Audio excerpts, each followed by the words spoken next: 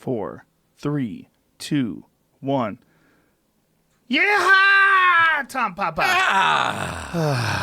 We're just talking about moving into the woods together. This feels so good. Little tiny house with 3 pairs of shoes, 3 pairs of pants, Maybe 2. some shirts. Yeah. That's it. The last clothing you'll ever buy. 1 coat. Yeah.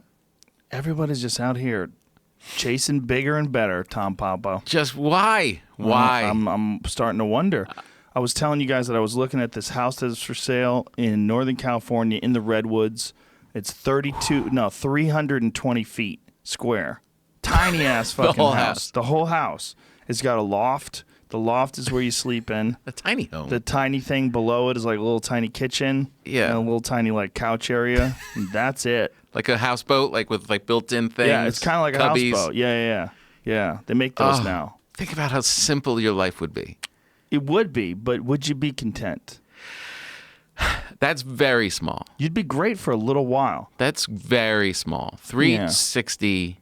Yeah, that's. I want a Like shower. Like that. Look at that little tiny house. That's 3. Oh. No, come on. That's not the one, is it? That's bigger than that. That's 1,000 320 square feet. foot. It says 320 foot tiny cabin in What? Big Bear. Oh, that's in my Big Bear. God. That's attainable. That's bigger than we need. Is that still for sale?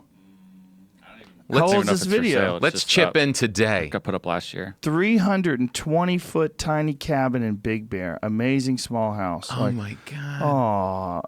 Oh. You know what we should do, Jamie? So simple. We should buy that place and turn it into our Big Bear studio. That's what we should do.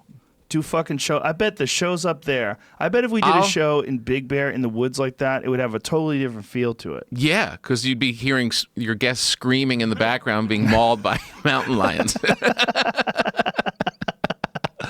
But if you did do a show up there, how the fuck would you convince people to drive 2 hours to Couldn't we Big get Bear?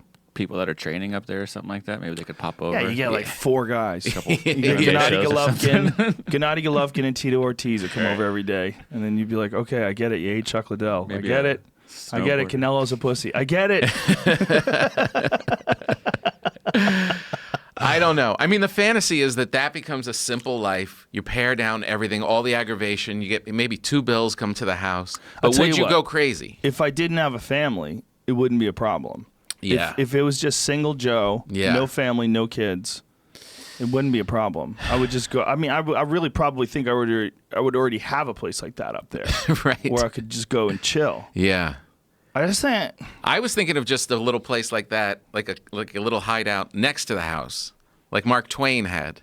Did he have a place like that next to his house? He had a little octagon kind of a room, and he would leave his house with his daughters and his wife, and he would go up the steps and go into his little thing. And on this table was just his pipe, a box of cigars, his writing pads, his pens, and he just would hang out there and smoke all day and work, and then he would go back home. And maybe that's enough. Maybe that cuts the edge off. It gives you your isolation and your simplicity, and then you return back to the people you have to feed. It's a little something. That'll work if you got the people you have to feed. If you don't have the people you have to feed, straight woods, bro. Oh, yeah. Caught a path. Well, that's going to be the real trick. When the kids leave, when they get big enough and they take off, and it's just down to you and your wife. And then the wife wants to get like 5 dogs. She's probably like encouraging you to go get a cabin. Get another dog. Let's get another. I love dogs. Let's rescue a dog. Let's adopt a kid. Like, whoa. Yeah. They want to keep you tethered. Well, tethered to little things. They're the nester. Yep. They're the nest. If the nest is empty, it's their job. They build that nest want everyone in that nest safe, and that's what they're built to do. You ever see women that have like a bunch of dogs, and you go like, you want a kid, right? Like you want, like it's I just don't have the time for a kid. Like how much time are you spending on these fucking dogs? Yeah. Like it's probably pretty close. No, it's just me and my fluffy babies. Yeah. Me, my just fluffies. I'm a dog mom. I'm just fluffy babies. But what is it about people that want to further complicate their lives? Like, what is it? Why does everybody always want big? Is that just a part of the genes? Is that what it is? Like, what is it? Well, we have, I think, a drive in us to always do more, explore more, push more, right? There's something built into human beings that have that. And then we have a system that rewards that in capitalism. So that's the board game that we're all playing. So it keeps you racing to get more stuff and bigger house and more things. Right. You know what I mean? Like if that didn't exist, if you weren't able to accumulate that stuff, what would we be doing? We'd still be striving, but for other stuff. But this is our reality. So it manifests itself in more cars, a bigger house, Yeah. It's like fiber optics. Right. You're always internet. you're always trying to survive, but surviving is not that hard today. Right. Good point. So you try to instead, because it's not too complicated to go find your food. Right. There's not a lot of like puzzles and challenges. Shelters taken care of. So you start thinking, you know what? I just need a new car. This car is 2 years old. Yeah. This car's got 20,000 miles on it. This is ridiculous. Why am I driving a car with 20,000 miles on it? It smells like my farts. Yeah. No, it makes you, you just keep going. But then I think you do that long enough, you start to realize, hopefully, that stuff doesn't really make you happier. It does to an extent. Like when you get out of your poor days and you kind of like get above water and you help your family out and you get some stuff you're proud of. But then you just are adding more stress. Yeah. Because your bigger bills and bigger taxes and all this stuff you've got to fill up, it actually does the opposite. It makes you more stressed. You're not as happy. And then you got to kind of strike that balance. It seems like it's Jim Carrey's been on this kick, explaining that to people. Because, Jim Carrey said, I'm paraphrasing him, but basically his quote was, I wish everybody would get rich and famous, and they would see that that's not what makes you happy. Right. Because, people think that, hey, if I was rich and famous, I would be happy. Yeah. And he said, I wish that everyone would get rich and famous so they'd realize that that's not the answer. Yeah. What does he say is the answer? He likes to make paintings shitting on people. Mocking them. That seems to make him is happy. that his art? Yeah, it's like I know he paints. I'm I didn't know. Wait a minute. Where's the peace and love, bro? Oh, really? It's aggressive? His paintings are all like shitting on people and mocking people Oh, really? that are clearly assholes. But I mean, it's not like he's like trying to accentuate the love in the world. You're Like, right. He's just shitting all over these bad people. That makes him happy. Yeah. I mean, I don't know. Is that good? Yeah. Is it good to focus on the bad people? Like, does anybody change their opinion based on Jim Carrey's art? Like, does anybody? I goes, don't you know. What? I was like a big Jeff Sessions fan Right. until I saw these paintings And then, with Jim Carrey's got him with a giant fucking wart-covered dick, holding it out in front of him, jizzing all over the Constitution. This little Yoda head. Yeah, it's a little. Yeah. Yeah, I don't know. That's always a question. It's like how much of art that rails against something is effective in changing that thing that you're railing against. Like, does it actually have an impact? Is it a slow impact? Does it change over time? I don't know. It depends on the art. Here's an example. I think Tina Fey legitimately changed the way people feel about Sarah Palin. Uh-huh. I think she legitimately may have affected the way people were willing to accept Sarah Palin or vote for her. Because her impression of her was so brilliant. I don't know if people remember it. Oh, yeah. It was so goddamn good. She looked exactly like her. She looked like her. Her attitude. And she said things that people eventually attributed to Sarah Palin because they thought that Sarah Palin actually said it because Tina Fey said it. Yeah. She fucking nailed it. Dude, she's so funny. Her show, Kimmy Schmidt, have you seen that show? Yeah, The a Unbreakable couple of Kimmy them. Schmidt? Yeah. It's one of my favorite shows. Oh, yeah? It's so good. It's Tina Fey's show. Yeah, And I she's know. in it sometimes. She plays The lead is great. Yeah. That just Look at her. optimistic. I mean, get the fuck out of here. That is so crazy. That's so crazy. We're right now, the audio folks, we're looking at an image of Tina Fey as Sarah Palin right next to Sarah Palin. And it's fucking indistinguishable almost. It's so good. Wow. But do you think she affected people who already liked Sarah Palin? They don't. If you like Sarah Palin, you don't know what you like. You're out of your fucking mind. Those people like Sarah Palin, they were out of their fucking minds. They're basically working with a less than functional brain. If you thought that was a good idea, that lady could be running things. Yeah, like that close to being president. She was a construct too, you know. She was an entertainer. But but I mean, Sarah Palin was a construct. She wasn't what everybody thought she was. There's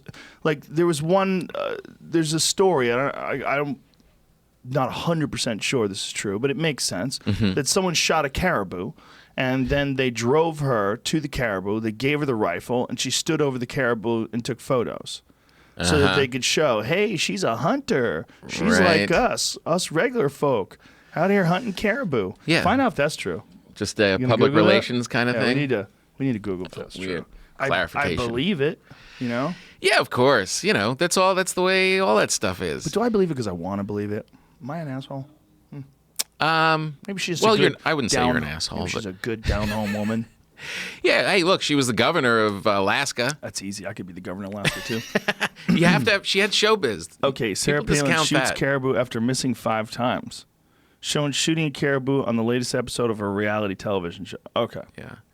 What's amazing is how that she really fell off. Like, Wait a minute. Is she just shooting it freehand? She doesn't have a rest? Okay.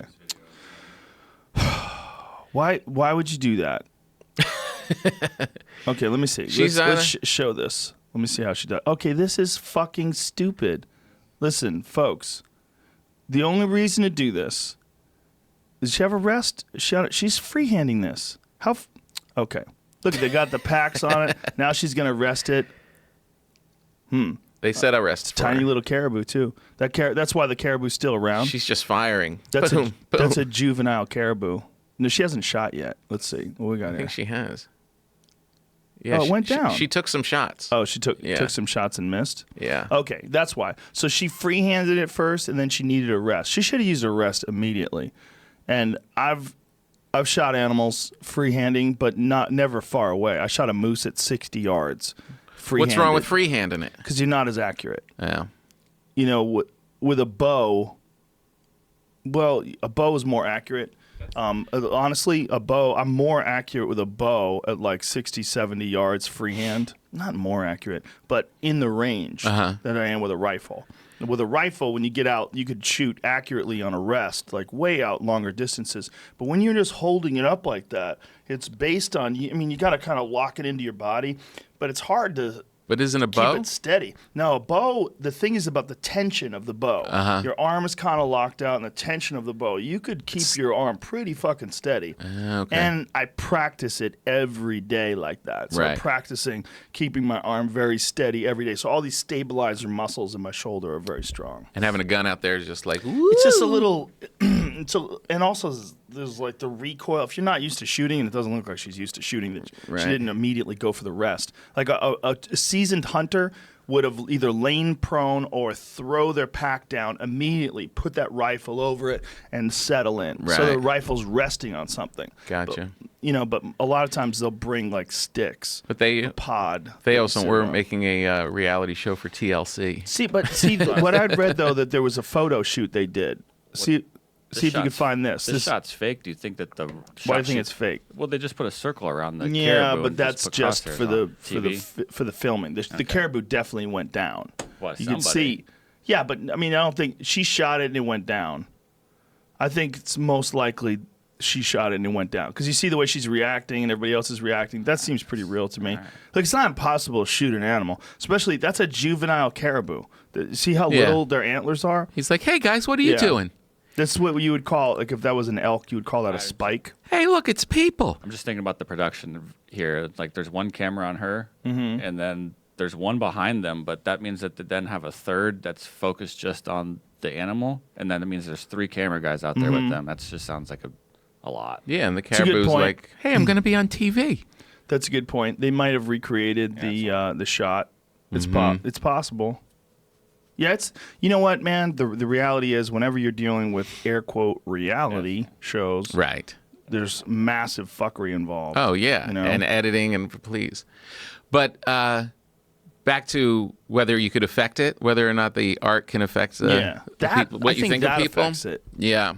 I mean, what Trump did during the election, he like calling people out and mocking them. He Yeah, really but is that art? No, that's not art, but he was kind of like a like a Long Island comedian, like a Oh, yeah, insult yeah. comic. Yeah, You know, he yeah. was just like going Crazy after these Ted. guys, Crazy Ted and Yeah. the little Lion water Hillary. guy. And I mean, he was doing an Yeah. act. It was very much entertainment. Though Lion Ted, Crazy Hillary, Crazy Bernie, no. Crooked Hillary. Crooked Hillary and Crazy Bernie. He's going to defend Ted, he said, at a big rally. Defend him. Yeah, he's For what? for the Texas thing he's in. He's, What are you talking about? Pat, I'll pull it up right now. Oh, you mean a Pocahontas. race? Yeah, he's in a race right now with, I forget the guy's name. It's Betty O'Rourke or Patty O'Rourke. No, I'll pull it up. Okay, so he's defending him in Yeah. what way? He's going to have a big rally. He's going to hold a big rally for him. Oh. Pocahontas. Gross is that? After they talk so much shit about each other, then they... Who, Cruz? Is Yeah. that what he said? Yeah, after he says his father was killed Kennedy or something. He said his father was a Zodiac killer. Yeah. I'll be doing a major rally for Senator Ted Cruz in October. I'm picking the biggest stadium in Texas we can find. As you know, Ted has my complete and total endorsement. I like how he wrote endorsement with a capital E. His opponent is a disaster for Texas, weak on Second Amendment, crime, borders, military, and vets. He's, there was an article yesterday showing all the times that Trump has been lying. It's stunning. But one of the more recent ones was he did an interview where he was talking about, God damn it. Lester Holt. Lester Holt, that's right. It was Lester Holt. Right. And, he was saying that they fudged that interview and it cost them badly. And so then they played the transcript. They showed the transcript of the interview. They released the full interview. Yeah. Like, there's no fudging. No, they just played it as is. Yeah, like, what are you talking about? Yeah. But he says He said stuff like that. Yeah. Right. He says, what you saw is not real. The truth is not the truth. Well, that was what Giuliani said. Yeah. What But that's what they're just nothing's real except what I tell you is real. Well, I just think that they've realized that there's a certain percentage of the people that are with them that just need some wiggle room. They just need somewhere to argue. They just need some conspiracy thread. They're not thinkers. Right. They just need a little bit of something that they could run with and use to argue. So if comedians come out and attack Trump and, there's comics that are, Bill Maher and all these people that come out and really go against him, does it have any effect? It has an effect. It Yeah, does? for sure. I think Alec Baldwin has the most effect. Uh-huh. That impression When that he does the does. impression of him. That impression's brilliant. Yeah. It's very good. I mean, it makes Trump angry, too. Trump keeps shitting on And he it. keeps watching it. He can't stop watching it. That alone has an effect, Yeah. Yeah. But it's like I've never seen a time where people are more angry at the press and like going along with the conspiracy thread of the deep state. Oh, my The God. deep state trying to take out the POTUS. Yeah. I love how they call him POTUS too. It's fucking Donald Trump. Stop. No. POTUS is this and that. He's going to do this and clean the swamp. Like what? It's Donald Trump. Like why are you saying POTUS? Yeah. Just say, if you want to say Trump, that's fine. You want to say President Trump, that's fine too. You want to call him POTUS, you're doing some sneaky shit there. Yeah. I'm not sure what you're doing, but I don't like it. Anytime you use code words, I'm out. I don't like what you're doing there. Yeah. Agent 99. POTUS. Get out of here with POTUS. You and the know? POTUS. Yeah. I like how he wears a hat that says 45 on it. That's me. 45th president. Like he had his own hats made. Yeah. Who the fuck? What other presidents had hats made? I know. He has merch. He's selling merch after the show. He's like I'm going to be Gabriel signing in the lobby. Iglesias. I'll be signing stuff in the lobby. I got painters caps, bumper stickers. Look at this. Looking for a gift? Is this the Trump? This is a good way to get assaulted. Official merch page. If you just wear one of these in a vegan restaurant, you're sure to get punched. Do you see Oh, that, my God. That guy's going to get indicted. That guy that pulled the hat off of some kids and threw a drink on them in a Whataburger. Is that what it was? The guy in Texas? Yeah, some dude saw some. There, he's got the 45 hats. Hilarious. Official. It's only $185. On sale too. $50,000. Buy it, stupid. One of a kind. It's on has sale. It merch. used to be $28. Now it's $16.80. You can get Why my do you DVD. You can get a How do you digital go? download of my speech tonight. How do you go from $28 to $16.80? Like, I want to be in the room with that conversation. Like, what do you want to charge? $17.38. No, less. Let me. Okay. I'll tell you. $16.90. Nah, too close to 17. This one's $40. $40. Oh, it just says USA. It must be a good seller. how does People he- love USA. How does he get that Trump in the trademark? back. That is fucking hilarious. 45 on the side, Trump in the back. $40 for a hat. If find that you bought that, they put you on a very special list of morons that they count on whenever there's a rally. Like if they're gonna like have a fake Hillary in a jail cell and they're gonna throw her through a parade, like have her on a cart and carry her through a parade. Oh man. You don't want President Pence. Listen, I mean, people that are not happy with Trump, you got to understand. You get him out. It's not like you get Hillary in. This doesn't work that way. That's right. No, Bernie Yeah. doesn't come in out of the hallway. Yeah. Yeah. I don't know. Wouldn't you rather have Pence? I know people say that, but I just want someone normal. I want someone that. Oh, Pence is not normal. Did Yeah. you see what Ben Shapiro wrote? He put a tweet up with a picture of the lady from The Handmaid's Tale when Trump was really? in deep trouble, and he wrote, "Prepare for Pence." Oh no. He's a fucking legit religious nut. Yeah. Over the top, won't be alone in a room with a woman. Yeah. Yeah. How about Romney? Remember He's a Romney? Mormon. I just But- saw him on Jay Leno's show. He seems like a reasonable guy. He looks very presidential. He's yeah. got cool president hair. I got to be honest. Romney seems like a reasonable man. He seems kind. He seems like he respects.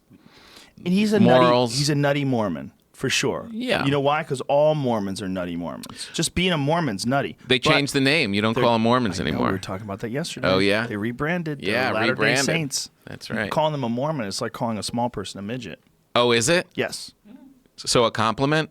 No. Oh, I keep Tom. forgetting what to call them. Damn it. Adorable. You are so not PC. Are you on PC Twitter? Good luck. You need to get on PC Twitter. Hey, can I announce my new show? No. Come on. No, it's not worth it. It's big. No, it's too dangerous. You spawned it. You're taking a chance. Why are you doing this? I know, right? Exactly. I'll be fired before it starts. The risks. He announced the show on Rogan, and then he was canceled by the time he got off. They were talking about midgets. They're assholes, and Mormons are wonderful people. It's true. Once you have a boss. Yeah. No, my show starts Monday night. The bread show? Yeah. What's it called? Baked. Ooh, I like it. It's baked. Look at that. Oh, look how handsome you look. It started here, Joe. I The like whole how thing you have started a here. subtle smile. It's like, I'm happy, but, I'm pretty serious about bread. You know what the real reason I do that? I look awful when I show my teeth. No, you don't. Yeah, it looks you a- don't. You look great. I got this weird Joker smile. No, you don't. If you just embrace it. I am. I But I like all that bread behind you. It I makes me know. Isn't that hungry amazing? I'm in ketosis right now. well, I knew Can't be that. eating that. The show Yep. the show starts this Monday night at 10 o'clock East, and we were doing New York and Detroit. Jim Gaffigan joins me in the New York one. It's all very cool. So every Monday through September, all because of this show and your badass fans. That's Crazy. I'm honestly, that is why this is happening. That's it's because awesome. I talked about bread on this show. That's fucking great, man. But I knew you were in probably in keto, but I always like to bring a treat. What'd you bring? What's this? I didn't want to come empty-handed. Ooh, what is it? so- Sticks of butter? It's for Murphy. Oh, it's bone marrow. It's elk. Oh my goodness. So Elk antlers for can I eat this? you can't. No. The dog It's for can. Murph. Marshall, you mean? I mean Marshall. Yeah. I thought it was. Oh, Murph. he'll go crazy with these. Yeah, Dude, they're. that's like one of those. My Just dog went saw it crazy off. over those. Did you ever give your dog them? Yeah, he's got one at home right now. He does? Yeah, he's got some sort of an antler. He Well- loves it. They go crazy. They Well- just chew all the marrow out over Yeah. time. You look so happy when you're with your dog. Oh, I love that dog. You look so happy. He's my it's just little buddy. pure joy, and the dog looks happy. Well, he loves running. And you get a dog out in nature. He's like the best dog I've ever had. Really? In terms of like listening and coming to you and Yeah. always checking to make sure because he's a retriever. Yeah. So he's like super in tune with you. Right. Like he's so funny. Like when I come home, the first thing he does, he sees me, wags his tail, he comes up to me, and then he runs, grabs a toy, puts it in his mouth, and then comes back to me. Like he's retrieving something. Yeah. Like he has these instincts to bring something to me. My black lab has the same thing. Yeah, Same it's thing. the And I always feel treatments, bad that if I don't have time to like play and start tugging with her, because she's just like, "You're here. Yeah. Let's go. Let's play." Yeah, let's and do when it. you don't, you have to work and you get on the phone or whatever, and they just like lay on the ground like, Yeah. "Oh, I came home. you're an adult." The other night at like 1:00 in the morning, from the Comedy Store, Yeah. and I sat on the couch to start writing. And Marshall just comes over and goes, "Dude, what's going on? What are we doing?" It's like a roommate. Like, "What's happening? You're up? This is crazy. Everybody else is asleep. They've been asleep for What hours. are we doing? Are you just going to fuck around on the laptop? All right, I'm going to lie down right here." He just lies down. It's the best. There is a great feeling when you're writing and the dog is right next to Yeah. you. Right? Till those fucking farts hit you. Like, whoa, dude. Did you eat a rat outside or something? What happened? Well, Woo. I hope he enjoys the elk. Thank you, man. That's awesome. You're welcome. Yeah, he's the best. Best dog I've ever had. Well, I don't gotta wanna say find that. good trails. Johnny Cash was an awesome dog, too. Like, look at that face. He's just lying on his Yeah, back. so happy. He's such a happy dog. Oh man. Yeah. My like, dog you would be can't happy fake like that if I could find some good trails. I don't have good trails. I just take him to Runyon or something, you know? Can he just run up Runyon? Yeah, you just got to be careful of other people's dogs. Like Marshall got bit by someone's dog once. Some people just have dogs that just are not that well, Socialized. Yeah. Yeah, but if you you have them on a leash for the most part, or you find a good spot where you don't have to have them on a leash, that's great. It's just That's what I want to do. other dogs are the issue, Right. and snakes, Ooh. rattlesnakes. Rattlesnakes you have to be very careful of. All right. Around us, out here. You guys go up, you're running, dog gets bit by a rattlesnake. Take him to You're the a quarter hospital. mile from base camp. He'll be okay. Dogs be way better off than people. You I've can had- run back with him? Yeah. You take them back. It won't I might circulate? Have to carry them. Yeah. I might have to carry them because it's really steep. The stuff that we run on is like literally like super fucking steep. Oh yeah. Yeah, it's basically the last 3/4 of a mile is all uphill. Oof. Yeah, and it's fucking brutal, but it's great on the legs and the ass. You feel my ass right here, bro? The top, I have my ass Well, shelf. happy Labor Day. It's But getting I thought thick, when you bro. got hit by a rattler, you're supposed to like not move. No, you got to That's- get out of there. You got to get to medical attention. I mean, gotta go. What it does is, here's the thing: you can't suck the venom out. This is what people think. Right. People think, oh, you just cut it and suck the venom out. This is what rattlesnake venom does. What it does is it digests your skin. Ugh. It digests your flesh. The It's venom does. Yes, it causes necrosis. So what it essentially is doing is digesting you with venom. This is the way they kill rabbits and things that they eat and swallow. They bite them and then they kill them with this venom, and it starts to digest the flesh.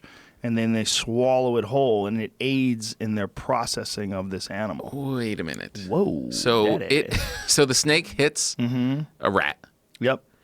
If he were to take his mouth off after 5 minutes, would it have been partially digested? Yes. Is that what you're saying? The It's tissue literally inside eating. starts digesting. Ew.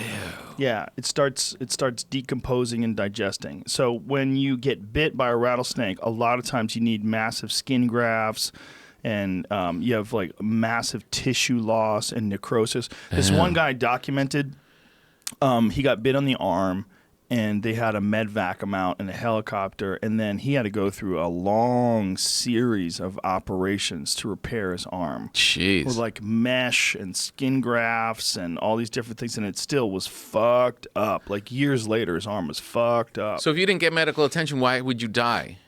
Well, Like what? It would just spread through your organs? I don't exactly know. You might survive a rattlesnake bite if you Right. didn't get medical attention, if it wasn't the most amount of venom. The real scary thing is young ones. Young. Young rattlesnakes just empty out on you, just like young boys. Like, the Yeah, first time pace you ever yourself, nutted, young and fella. you're like, whoa, where's all this coming from? You've been storing it up, you don't know how to control it. That's how it is with You want the old young rattlesnake where it's yeah. just one drop at a Yeah, time? like 80-year-old man.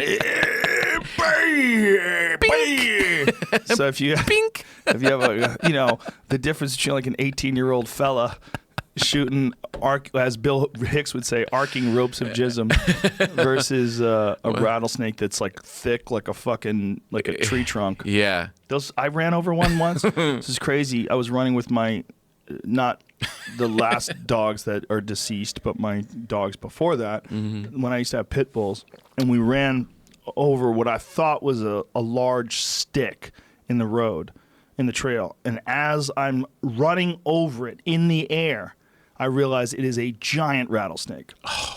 Thick as my forearm. Oh, my God. It was huge, 7 feet long. Jeez. Easily. Just in the middle of the trail? Yep, just completely stretched out like a stick, Oh, my God. just sunning itself. And the dogs ran right over it. And it didn't strike you? It just... No, the dogs luckily listened to me, and they weren't aware of what Right. it was. But those dogs were crazy. Those dogs had been bitten 3 times. Oh, my God. Yeah, my dogs have been bitten 3 times by snakes. So they knew. They just killed the snakes. They didn't give a fuck. Pit bulls are so crazy. They're the craziest dogs. They're so hardwired for combat. Right. Like the rattlesnake was like, and the pit bull was like, "Fuck you!" Ha! just grabbed him. It's go and, time. and killed him. They didn't even worry for a second. He got bit in the face, and one time he got bit. He's been bit in the face. He got bit in the face a couple. This is Frank Sinatra. Is Great. his name. That's And great. One time I love that you named a dog He was the Sinatra. craziest dog I've ever had. That dog killed everything he could. His main game was I'd leave him in the yard. He would try to kill lizards. His main game was like a video game. He would just walk around the yard, stomping on the grass, looking for lizards, and then dive on them. It was like a game to him. Just try to find lizards to kill. How was he with people? He was wonderful with people. He was a sweet Would never dog. go after a person. No, he never bit a person. He was a little aggressive with his wanted to play and a little kind of freak people out because he would Right. like to play and pull ropes with you. Like he'd want to grab a rope and bring it to you and have Yeah. you pull on it, and he would make these horrific noises. So you'd be pulling it, you'd be like. And people are like, "What the fuck, man?" I'm like, "He's just playing.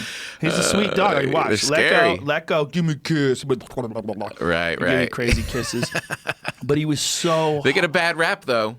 They deserve it. Yeah. They deserve it. They deserve it. Yeah, they deserve it. Because you don't know. If you're just walking down the street and you see a pit bull Yeah. off leash, People you don't should wanna be hear cautious. That. People don't want to hear that because they love their dog. They're like, my dog is different. Don't say that.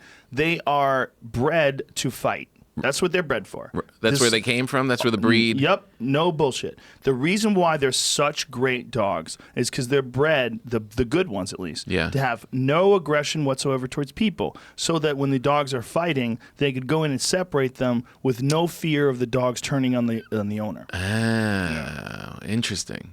Where'd they do this? Ireland? America, bro. America?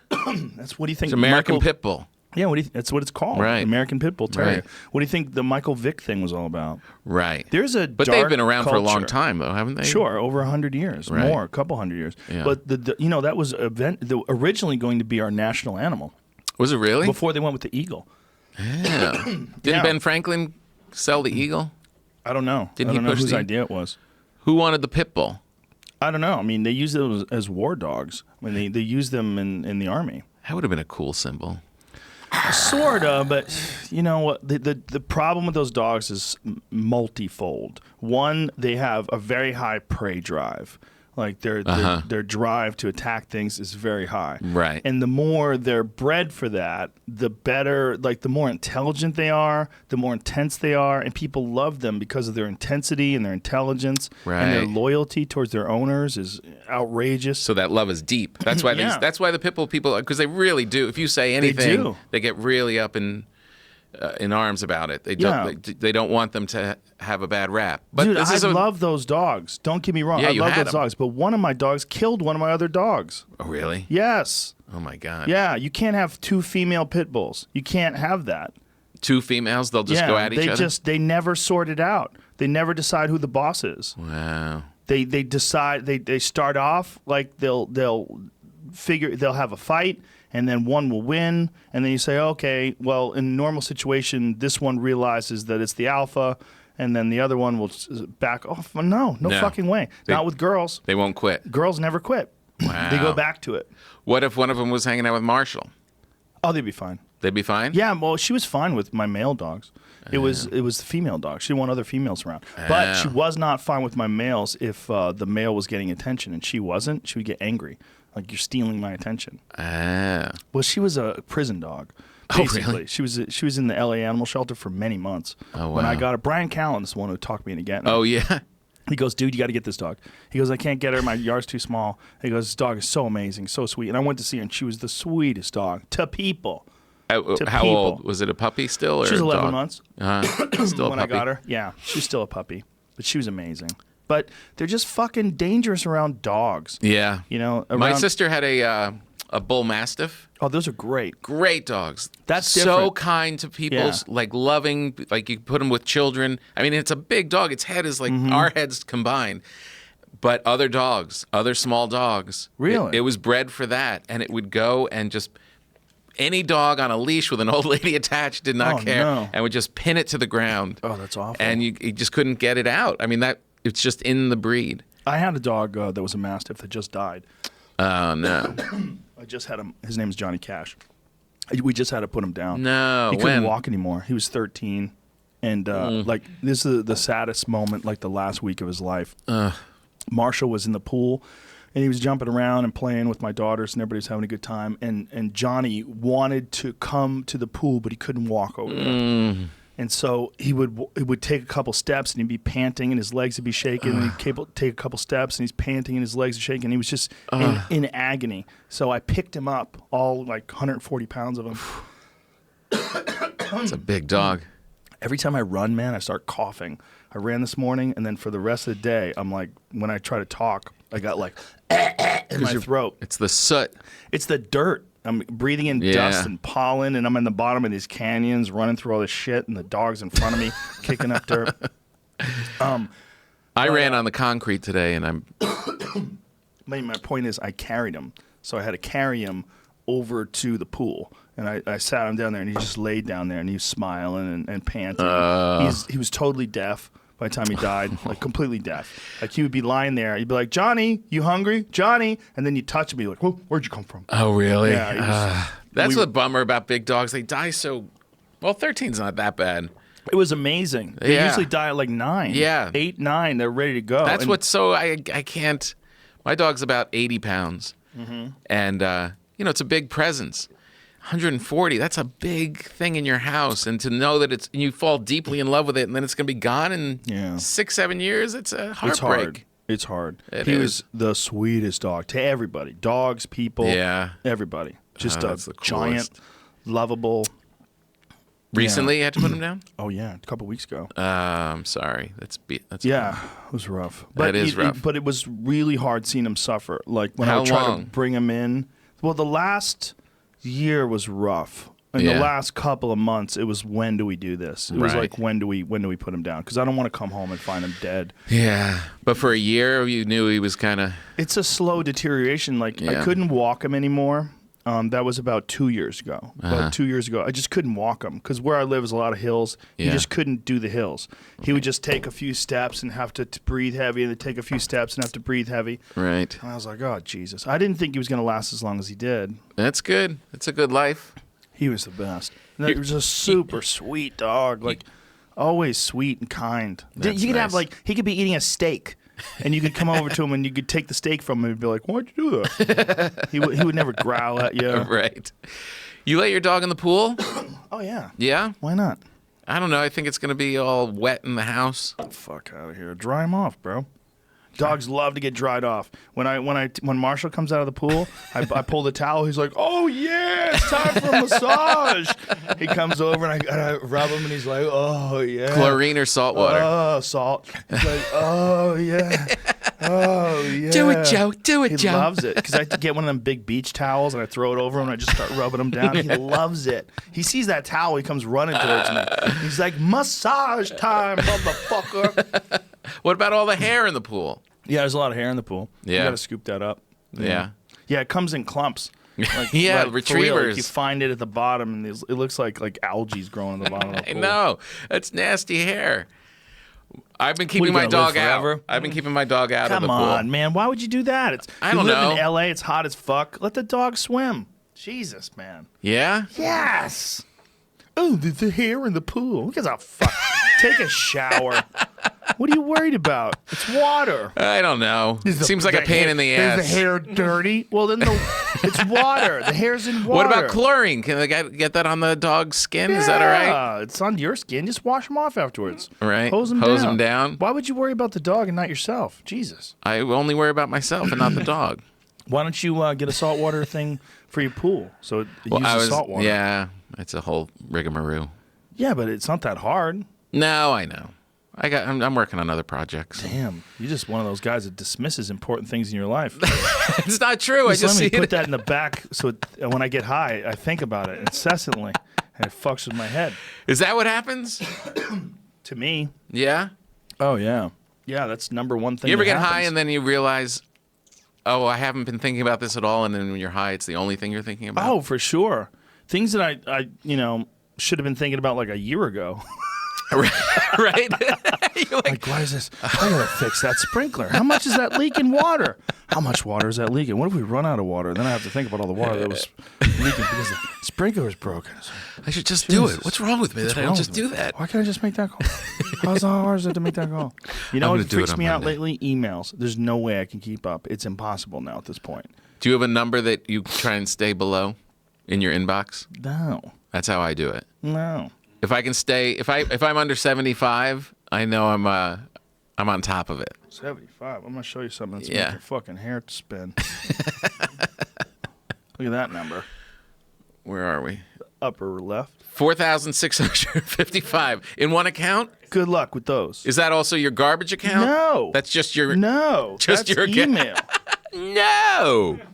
4,000 emails. What? Yeah, exactly. Why are you doing that to yourself? How are you gonna do that? Doesn't that weigh on you? Nope. Come on. Nope. Doesn't it feel like I give unfinished, up. like a cluttered desk? Well, I have more than one email account. Uh huh. One So you for have- business, for managers and close friends, So that's and then there's one for people that have known me forever. right. And then there's a business one for people that I don't know that well. That aren't like in my inner circle. Right.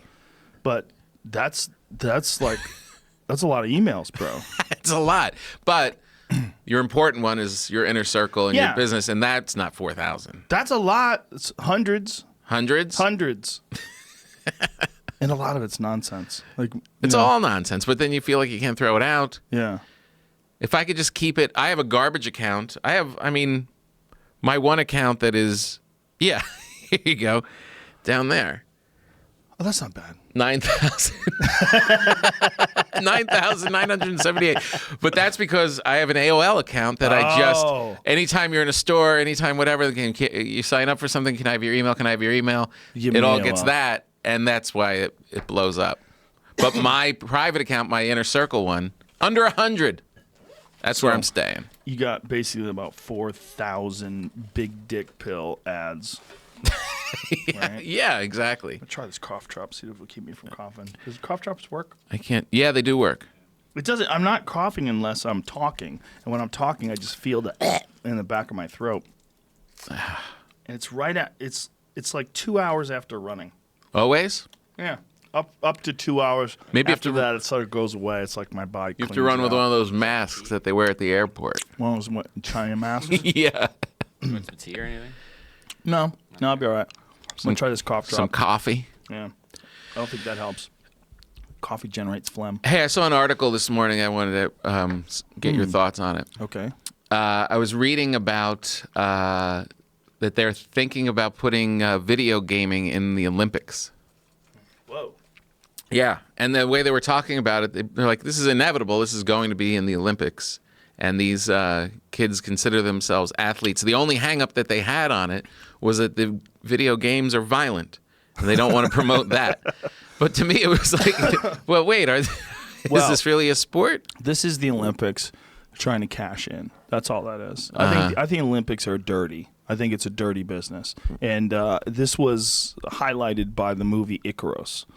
If you I saw watch that that. movie and you realize how the IOC is in bed with the World Anti-Doping Agency and how they sort of function together, and what Right. it really is all about is making money.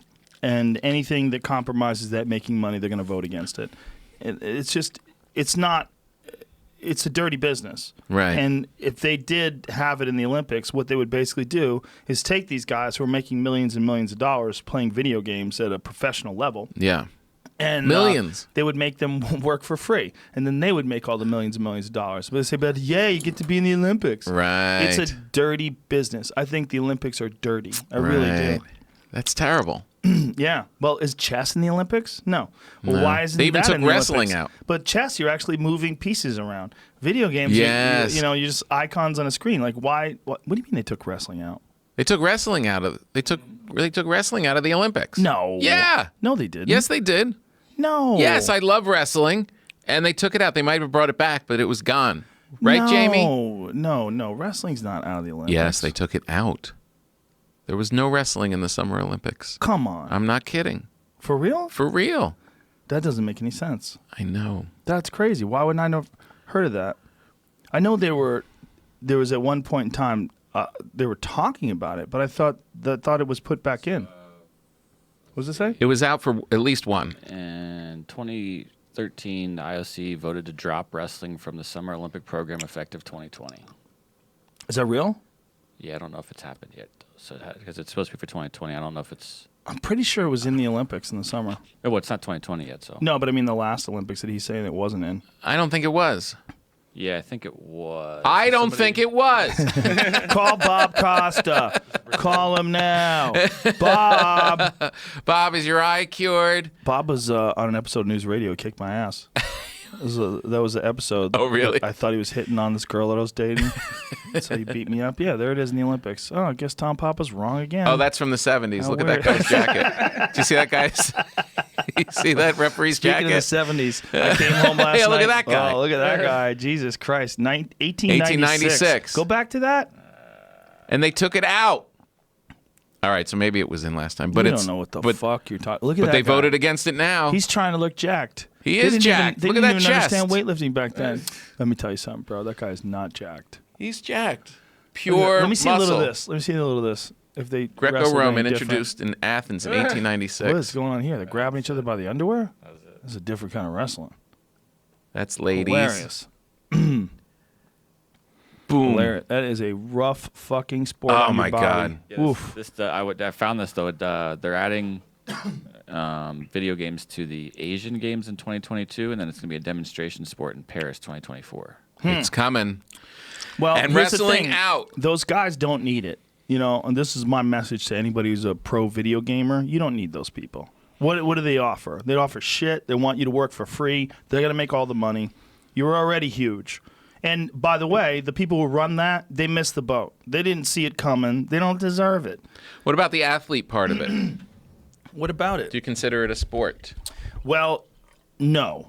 It's a game, but it's a very highly skilled game. I mean, it's definitely something valuable. Like, it used to be thought of as a frivolous waste of time. Right. But now you can make legitimate money with it. But I don't think you classify it as a sport. I mean, they call it esports. Right. Are It's- they an athlete? No. Is the top gamer an athlete? The only caveat is that it's hand-eye coordination, right? There is hand-eye coordination, and what do you consider a sport? Do you consider something you move your entire body, or is just moving your fingers enough? Mm-hmm. Because, is pool a sport? Mm-hmm. Billiards, is that Right. a sport? I don't think it is. I think it's a game. It's a game. But it's a game that requires hand-eye coordination and control and touch. Tennis is a sport, right? Yeah. Tennis Your requires full endurance. physical being, full mental being. Yeah, you're running around, you're jumping back and forth, you're swatting that ball, they're shooting it at you, trying to get out of the way. I mean, the amount of endurance you have and stamina and explosiveness all contributes to your game. Would you make an exception for someone that's really good at Q-Bert? Yes. That was my favorite. Subway Surfer's in. Subway Surfer's a sport. My daughter plays that shit. She's a little wizard.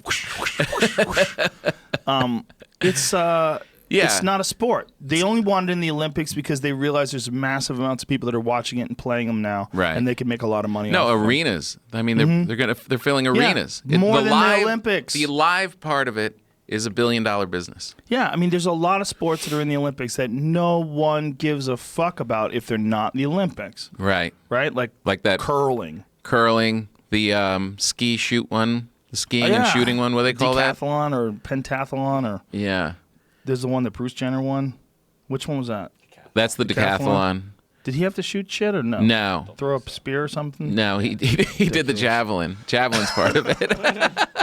Yeah, I mean, look. Not technically a spear, but Okay, is archery? Archery's in the Olympics. Yeah. Is that a sport? That's more of a sport. right. You're using your full body. Well, not really. I mean, you are for like stability. You're stabilizing with your legs, and you have a certain stance. And if your bow is heavy to pull back, then it requires strength. But that's blurring the lines. I think archery is essentially a martial art with a tool, you know, and then you're demonstrating. But you could do it on paper, so it's target archery. But they have do they have target shooting in the Olympics? Well, as part of skiing, right? Yeah, in the winter. I think they do it in both. They do it in summer too. I actually know a girl that was on a just target. Olympic. Yep. Just shooting. Yep. Right, that girl you were telling me about. Yeah. So right. That's interesting. I mean, that's close to a video game. Not really. No? No. Video games are, well, I guess maybe. But like we were showing that Sarah Palin thing, which she was trying to shoot offhand. Totally she was hot. Just holding the gun up. That's if you like, that's more of a sport. If you're trying to shoot offhand, like pistol shooting. I would say like pistol shooting would definitely be a sport. Like when they do those courses, you ever seen those courses that they do? Yeah, like for training. They go and stuff. ready, go. Light goes off, and then you run through a door, and then you turn a corner, and tang, tang, tang, and then you bad duck guys down. come out. Tang, yeah. And some are bad guys, and some are good guys, and then some. Right. And sometimes they do. There's a bunch of different ones they do, and some of them are just targets, and some of them are targets that are dressed up like people. Right. Yeah, that's That more could be of a sport. Well, that's very physically demanding. Like, you ever see the Keanu Reeves footage No. when he's training for John Wick 2? No. Please, God, make John Wick 3. Have you seen Please. have you seen the stuff with him running through Times Square on a horse, shooting people in the head? In John Wick 3? Yeah. They're already doing it? You haven't seen that? No. Well, just show the footage, first of all, the training footage for He John looks Wick sly. 2. John Wick 2, man, that motherfucker, Keanu Reeves, he gets into it. Yeah. And he was training with my friend Higa Machado in jiu-jitsu. So they... Mr. Roboto? No, here he is. Look at him. Give me some volume.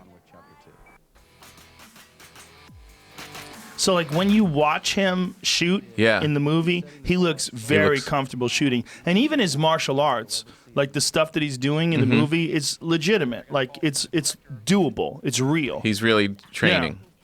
Oh, yeah. I mean, he's not doing anything where you go, get the, like, Right. There's no Roadhouse moves. Like, I was watching Roadhouse last night. I love Roadhouse. I do too. I got home from the Comedy Store last night and I was going to go to sleep, but Roadhouse was on. I'm like, fuck, I'm staying up. I stayed up. It's the best. Going in the bar.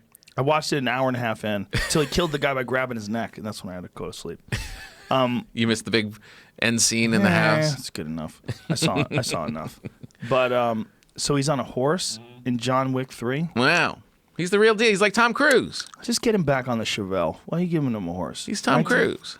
The 1970s Chevelle's the way to go, not a fucking horse. Come on. So he trains like legit shooting. Trains legit shooting, legit martial arts. Samuel Jackson is in it? Yep. Oh my God. What's Samuel Jackson not in? Is there a list of? It's like 10 films. He didn't start being an actor until he was late in his career, right? Or late in his age. Oh, I forget, yeah? I just read something recently. How old was he? I want to say 40, but I feel like I might be mixing him up with someone. That might be true. That might be Rodney Dangerfield.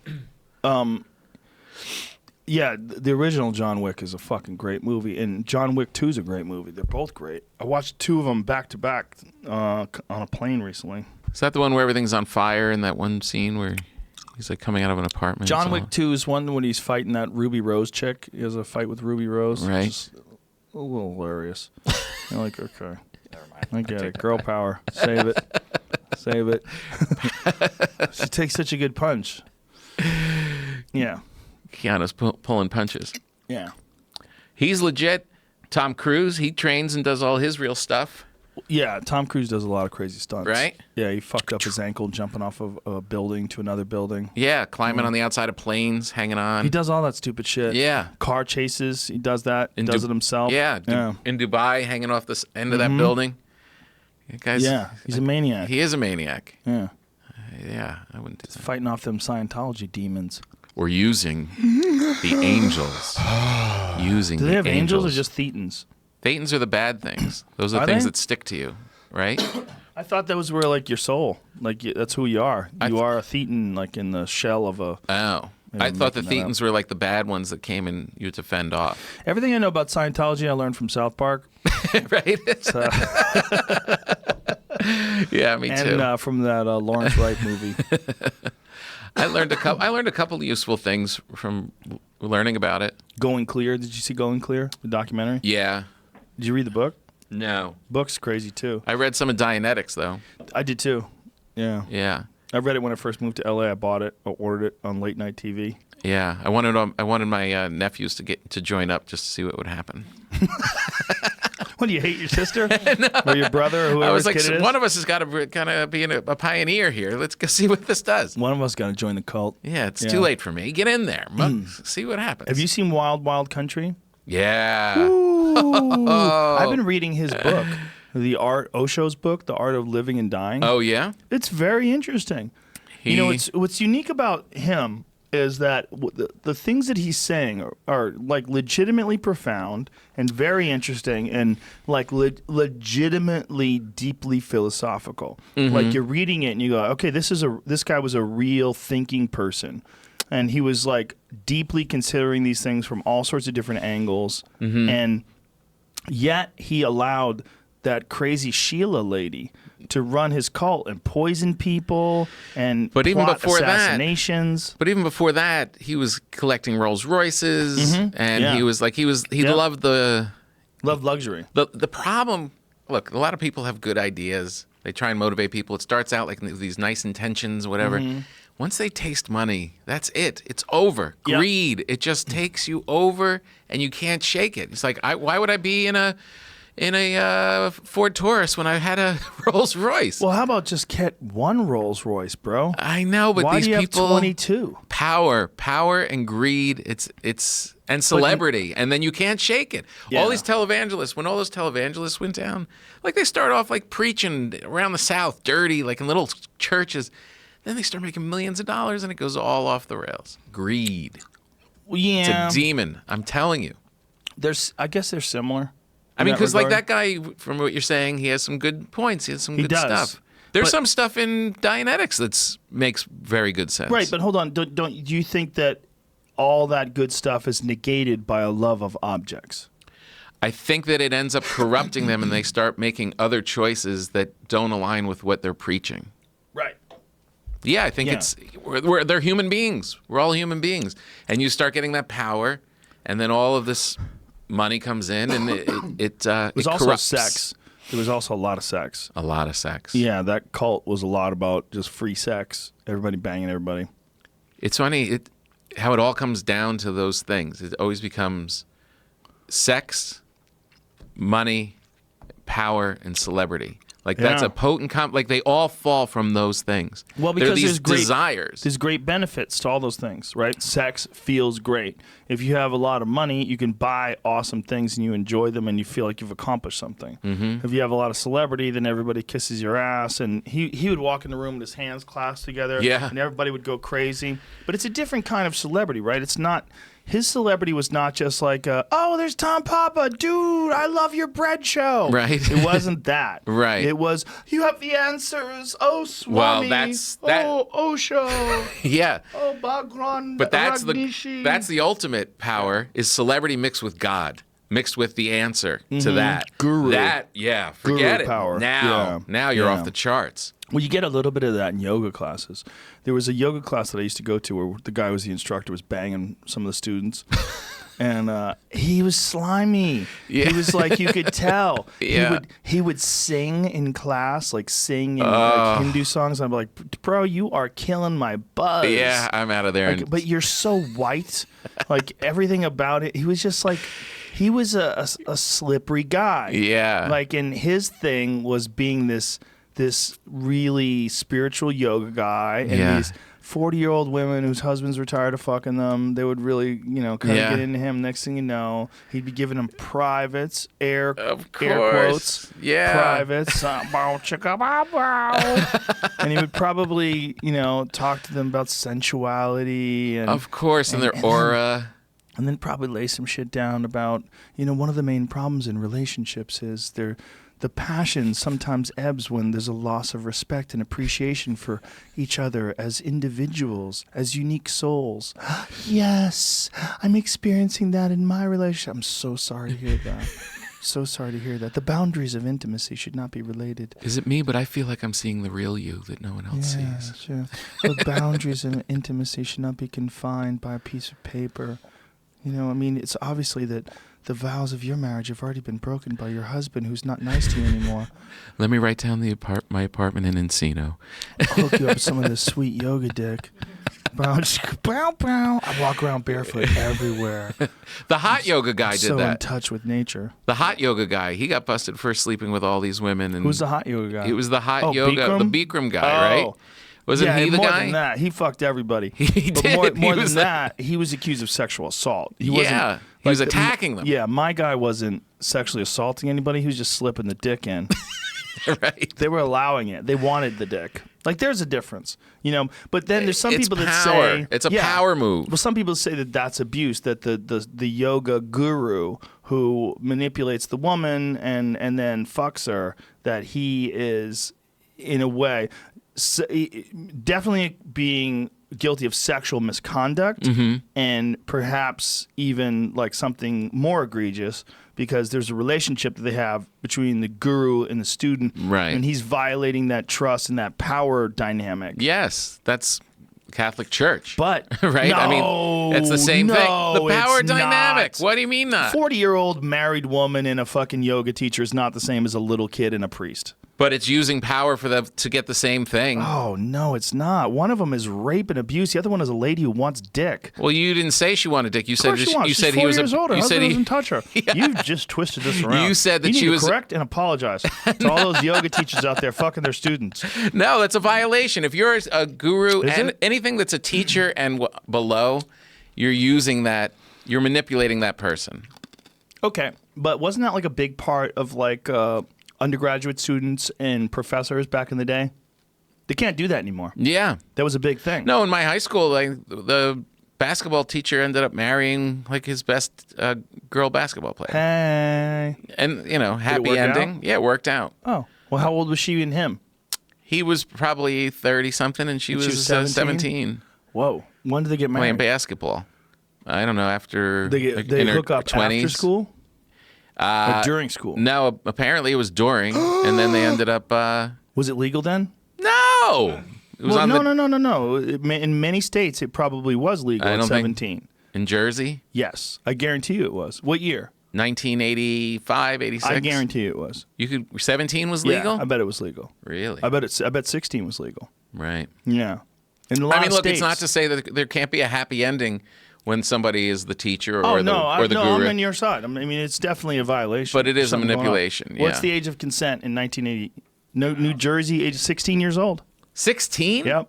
Wow. I could have hit on Miss Crew. Okay, but hold on a second. Consent for sexual conduct at 16. This applies to both heterosexual and homosexual conduct.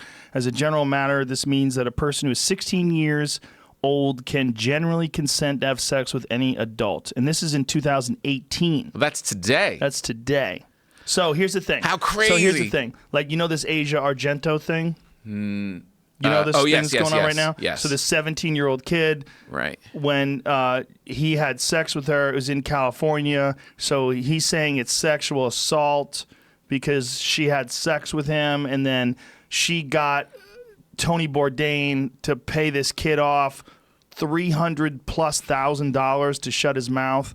And then it came out that she was a hypocrite because she seduced this kid and fucked him, and she had played his mom in a movie 10 years prior when he was only 7, which is really kind of crazy. There's pictures of her and the kid when the kid was a little kid. Oh, And geez. she stayed close to him and called him like her son, and he would call her mom and stuff like that. And then they got together, and she lied about it and said she didn't fuck him, and then pictures came out of her in bed with him, and then her friends released text messages where she agreed. She's a fucking monster. Was it? I mean, was it in a le- way? Was he of legal age when No. they had sex? This is my point.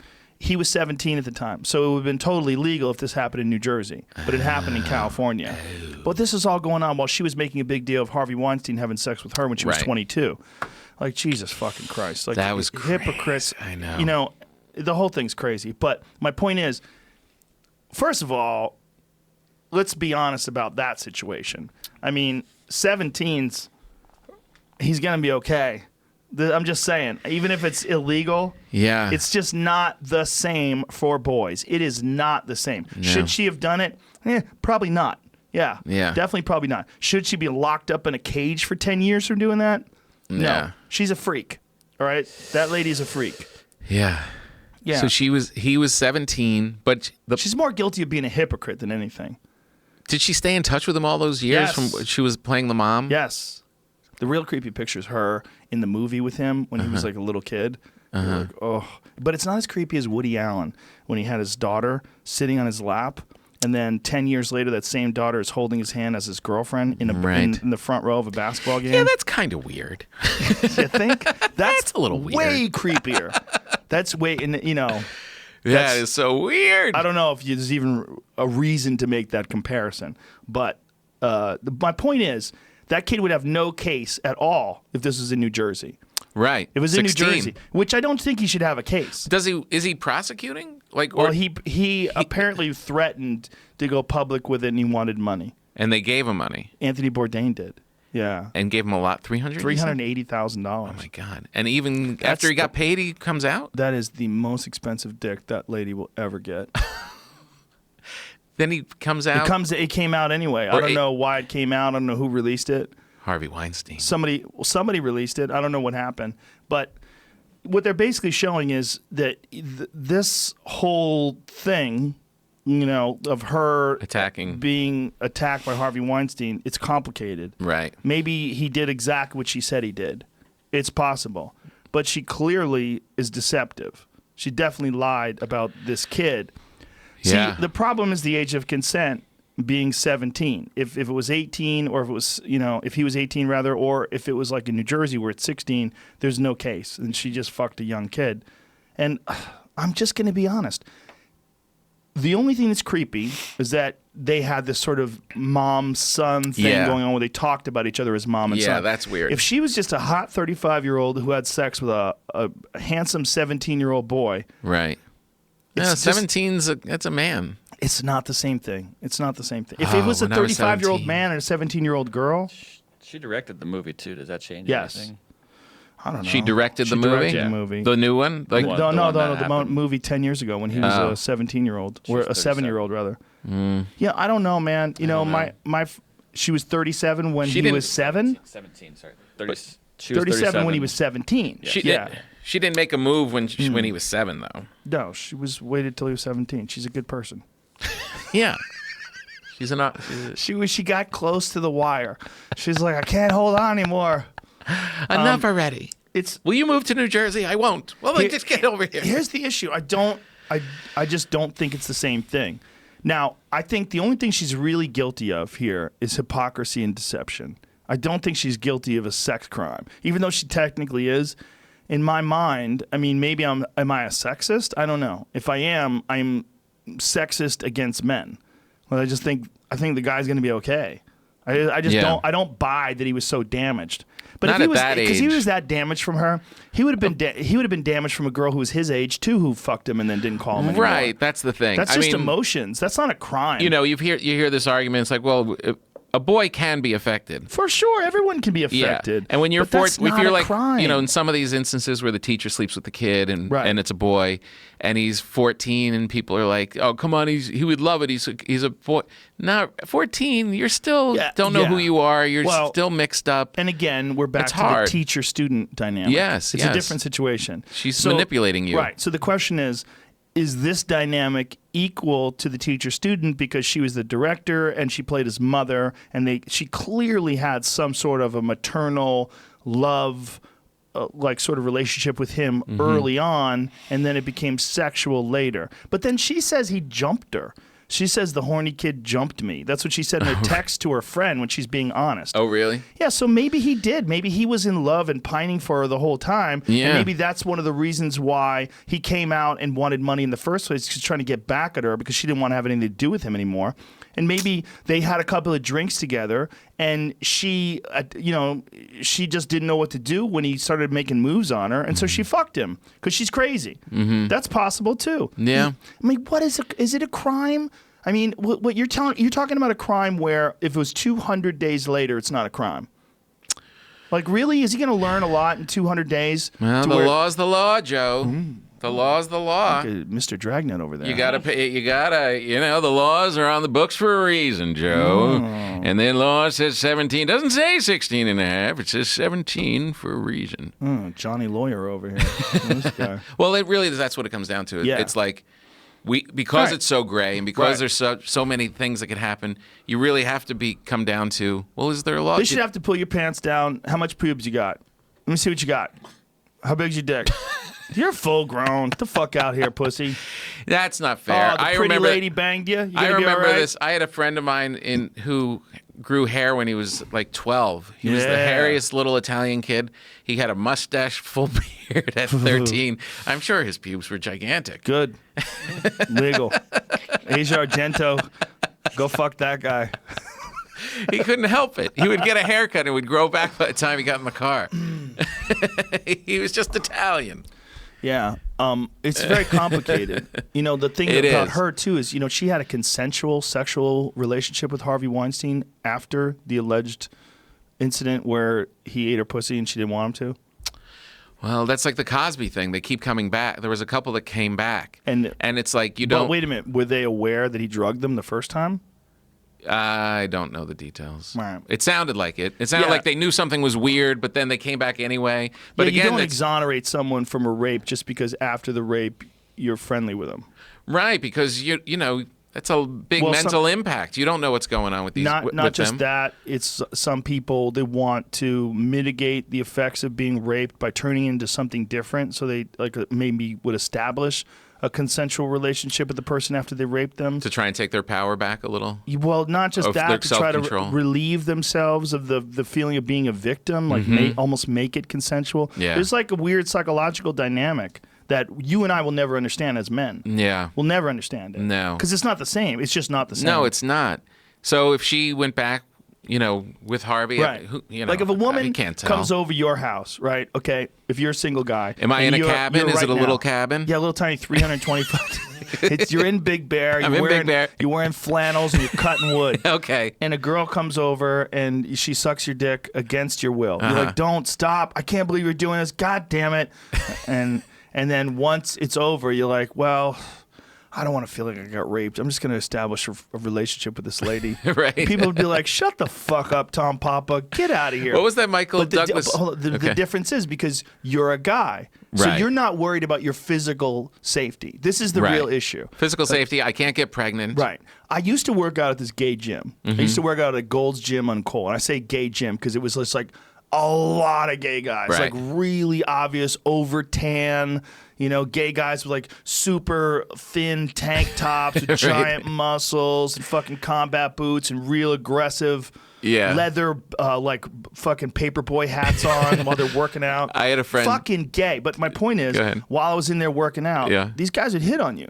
Right. And you'd feel like guys were looking at you and hitting on you, and it made you uncomfortable. Right. Well, welcome to being a woman, but not even really, because I could fuck those guys up. Right. So I wasn't worried. Like if a guy tries go to the parking lot, I'd be like, hey, dude, this is gonna get violent.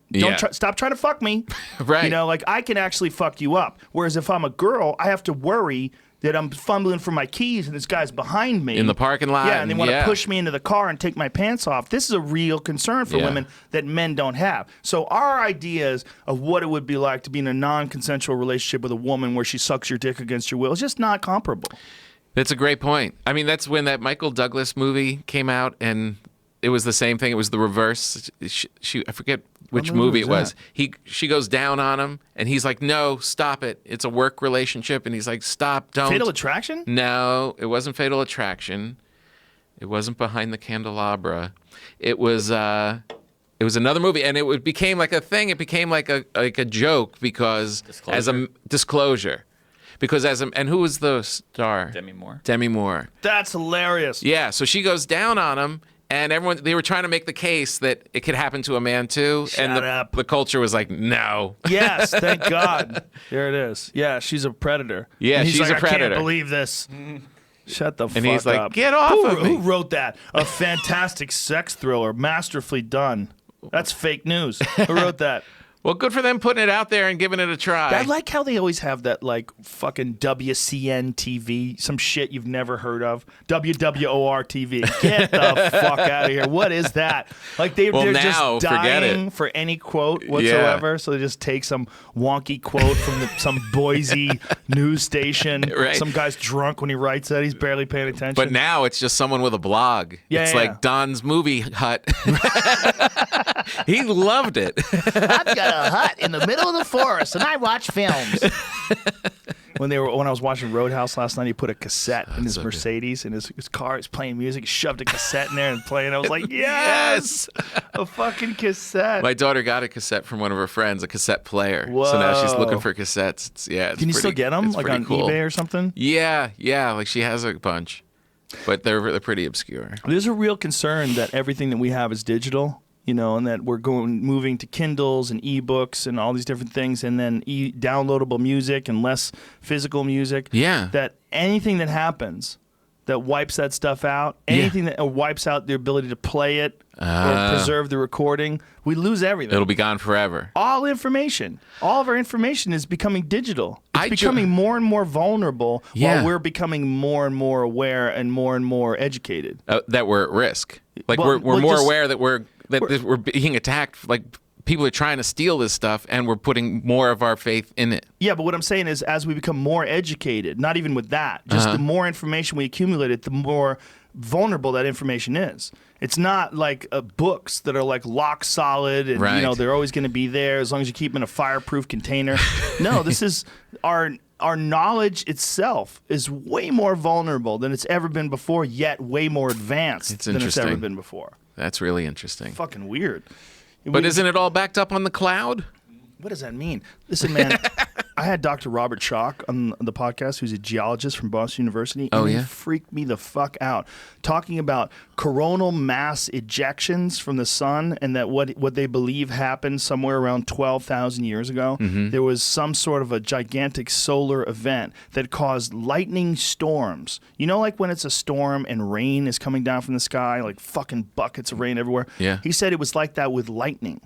And that lightning was literally turning the ground into glass in certain places. For how long? Who knows? Mass extinction of animals. Really? Yeah, mass extinction of people. Like just lightning raining down on the whole planet? Yeah. It was my God. I don't know if he's right. Obviously, it's a controversial theory that he was proposing, but it's based on what they believe possibly happened with coronal mass ejections from the sun, which can and does happen and has happened in the past.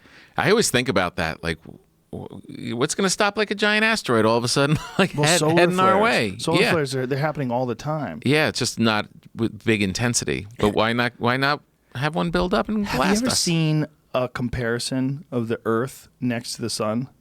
Yeah. When they show these solar flares are hundreds of times larger than the Earth itself. It's so crazy. But it's far away, right, guys? Yeah. It'll be okay. We're still going to have a barbecue this weekend. A couple million miles. Right? Like, how many miles is the sun away? How many million? The how many million? The moon is 200. It varies, and it goes a little closer, a little further away, but somewhere around 260,000. 260,000? 93 million miles. Whoa. The sun. Yeah. 93 pull million. up a comparison, the sun in comparison to the size of the Earth. And you realize, you're like, oh, it's a million times bigger. A million times bigger. A million times bigger than the Earth. Yeah. Oh, boy. That's how big the sun here's is. a question. Say a solar flare pops off. If it's that far away, You're fucked. Depends on when how we bad know it is. about it, know it's coming for a while? Yeah, you have a couple minutes. That's Yeah. it. Oh, boy. Look at that. Look at the Earth. 1.3 million Earths. Oh, Jeez. Look at the Earth, though. Look at the little dot. Look at that little dot right there. Oh, there. Oh, my God. Oh, no. Now look at those ejections. Look at those flares. Oh, no. Look how big those flares are. God. And then look at the size of the Earth. Like that's common. That's every day. That's happening all the time. Yeah. Have you ever seen video of it? It's fucking amazing, man. It's crazy. It's amazing. Like what's happening on the sun right now should freak everybody the fuck out. And it varies, It's like it's a giant nuclear fireball. Yeah, it's just a constant Look at that. nuclear explosion. Oh my God, look at that shit. It looks so hot. What a shit design, right? How are you going to heat everything up? We'll just put a big fucking fireball in the sky. I mean, it's basically like a fireplace. How crazy for that the it worked, solar though. system. How crazy that Oh, it works worked. so good. It's crazy. It works so good. Yeah. Well, it's one of the arguments that really dumb people use for religion. Like, what are the odds that all this worked out this perfectly? That we're this close to the sun? I mean, come on, man. Scientists are trying to keep the creator from you. Japan's trying to land an unmanned robot on an asteroid twice the distance from the sun. It's 186 million miles away. Whoa. And they're next month they're going to be. They're going Whoa. to try and land on it? Yeah, September Jesus 21st. Christ. The Japanese? Yeah. What? I didn't even know they were in the space game. It's orbiting it right now, apparently. Well, the Japanese have the Himawari 8 satellite that takes gigantic high-resolution full photos of the Earth from 22,000 miles out every 10 minutes, somewhere around then. Oh, yeah? Yeah, well, pull that up. The Himawari 8. What's the details in the Himawari 8? It's one of the best things to use against these flat Earth dorks. Because for the longest time, one of the things they were saying is that there was no full photos of the Earth from space. Oh, that everything God. was just stitched together. Oh, They don't know jack shit. They're so fucking stupid. It's such a It's scary, ridiculous. stupid theory. Real time. But this is real time. Oh, look, it's nighttime. How far away is the distance? The Himawari 8? Does it say? I think it's 22,000 miles. Himawari 8. That's a satellite? Right, 22,241. So the satellite is 22,000 miles above the Earth, and it takes real-time photos every 10 minutes in high resolution. They're like massive, massive photographs. Wow. But they use it to predict weather, and you could literally see storms coming in and shit. Wow, It's that's so cool. badass. That's Hey, amazing. look how you zoom in and zoom out. Wow. I had no idea the Japanese were doing all this. Oh, they're on the ball, son. They make the best cars. Their cars Wow. don't break. You're fucking around with these Teslas. That shit's going to run out of batteries in the desert. We'll be stuck. You're going to be with chapped lips like a Mad Max movie, just shuffling, trying to get to Nevada. Please. Trying to charge my car with a phone. I have credit cards. You can have my credit cards. Just give me water. Where are you from, California? You some kind of queer? It worked for a You trying while. to queer us up? I'm listing my footprint, Oh, guys. you one of them electric car guys. Yeah, how'd that work out with your conflict minerals? Your electric car, you piece of shit. I'm just trying to be nice to the planet, guys. How could those cars not run on solar power? That's what I don't get.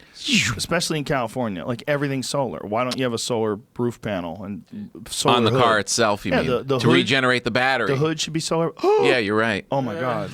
Look at all the known asteroids from 1999 to 2018. What Whoa. the fuck? We live in a shooting gallery. Yeah, look at that. NASA's identified more than 18,000 near-Earth objects. They're just floating around all around us. Discovery rate, hold on, back that up again. The discovery rate averages, what did it say?